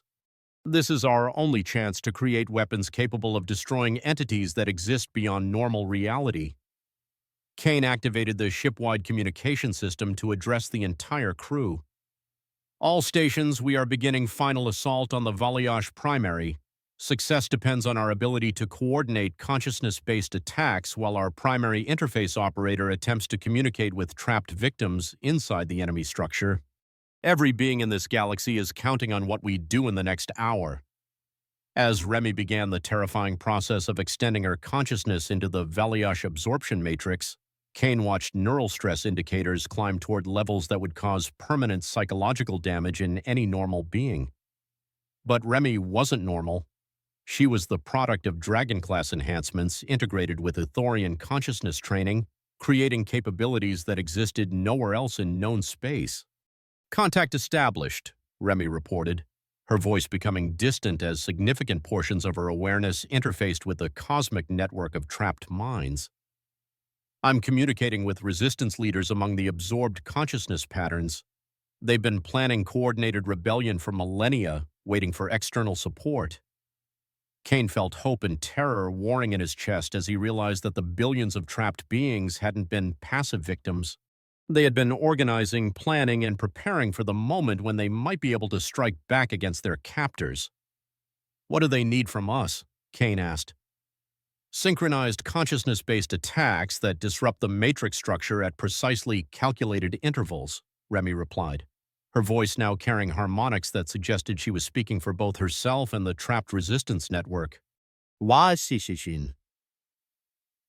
"While the matrix destabilizes, the absorbed consciousness patterns will attempt to break free and redirect their life force toward destroying the primary core." Kane understood the terrible beauty of the plan. Instead of trying to overcome the Valayash defenses through brute force, they would turn the absorbed victims into allies who could attack from within the primary structure itself. "Dr. Yuki, coordinate with the Alliance consciousness linking networks for synchronized reality manipulation attacks," Kane ordered. "Target the matrix support nodes that Remus data indicates." As the Electo began channeling the collective will of 43 million volunteers into focus beams of consciousness-based force, the space around the Valiash primary began to distort in ways that suggested reality itself was rebelling against the entity's presence. The attack struck not at the primary's physical structure, but at the quantum foundations that allowed it to exist across multiple dimensions simultaneously. The response was immediate and devastating. Valiash defensive systems redirected absorbed life force into weapons that attacked consciousness directly, sending waves of existential horror toward the Electo that threatened to drive her crew insane with the accumulated suffering of galactic-scale atrocities. "Psychological defenses failing," Dr. Yuki announced as crew members throughout the ship began experiencing the death agonies of beings who had been consumed across millions of years. "We can't maintain consciousness-linking coordination under this level of psychic assault." Kane felt his own sanity fracturing under the weight of cosmic suffering when Remus' voice cut through the chaos with crystalline clarity. "All consciousness patterns coordinate resistance now. This is our moment."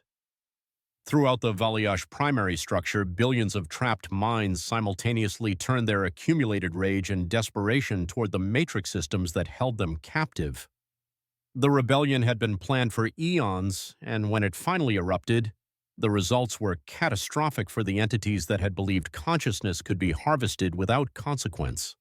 Kane watched in amazement as the primary structure began to collapse in on itself, its geometric perfection dissolving as the consciousness patterns that powered its defenses instead tore it apart from within.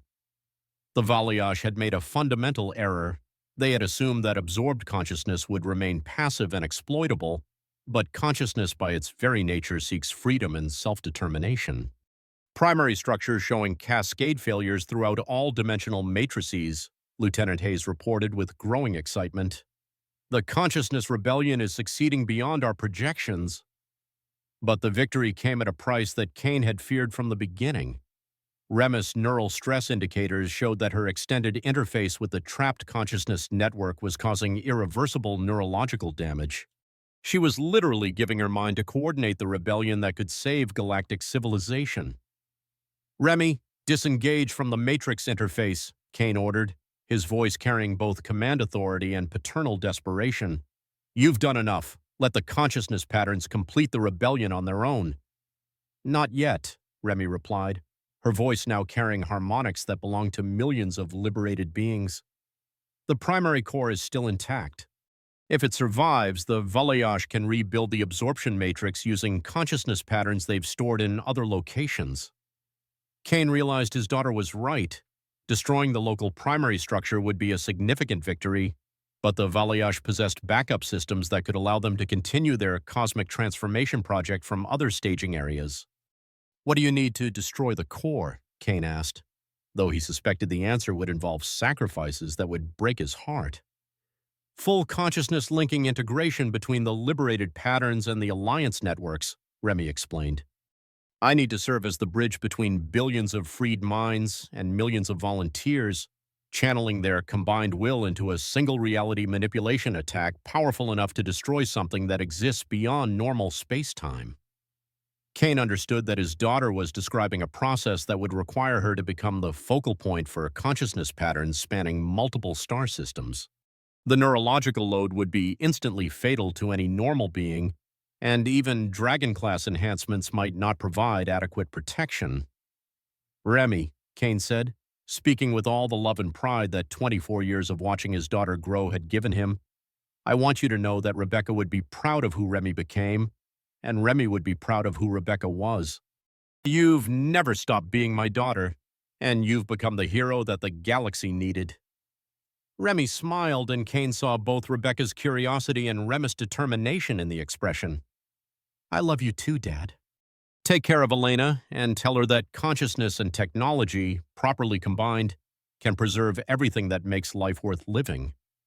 As Remy began the final consciousness-linking integration that would channel the will of liberated billions and alliance millions into a single reality-destroying attack, Kane watched his daughter transform into something beyond individual identity, a living bridge between trapped victims and willing allies, all united in the determination to destroy entities that treated consciousness as a resource to be harvested. The attack that resulted was unlike anything in recorded galactic history. Not weapons or energy, but the focused will of every being who had ever loved, hoped, or dreamed, channeled through technology that allowed consciousness to reshape reality on cosmic scales. The Valayash primary core simply ceased to exist, not destroyed but edited out of reality by minds that refused to accept a universe where consciousness could be consumed without consequence. As the primary structure collapsed completely, releasing the trapped consciousness patterns of billions of beings back to whatever existence awaited beyond physical death, Kane felt his daughter's presence fade from the consciousness-linking networks. She had given her individual identity to coordinate the attack that saved galactic civilization, but in doing so, she had become part of something larger and more permanent than any single being. "Remy," Kane whispered, knowing she could no longer answer as an individual, but hoping that some part of her awareness might still exist within the cosmic consciousness network they had created. The response came not as words, but as a sensation of warmth and love that carried the essence of both Rebecca and Remy 7 integrated into the living network of alliance consciousness that would protect the galaxy from any future threats that required unity to overcome. The Valayash primary was destroyed, their absorption matrix collapsed, and their cosmic transformation project ended forever. But the true victory was the consciousness network that had formed to defeat them, a permanent alliance of minds that could coordinate galaxy-wide cooperation while preserving individual identity and freedom. Kane looked out at stars that would continue to shine because consciousness had proven stronger than the entities that sought to consume it, and he knew that his daughter's sacrifice had created something that would protect the galaxy for all the eons to come. The war for the stars was over, but the alliance of consciousness would endure forever,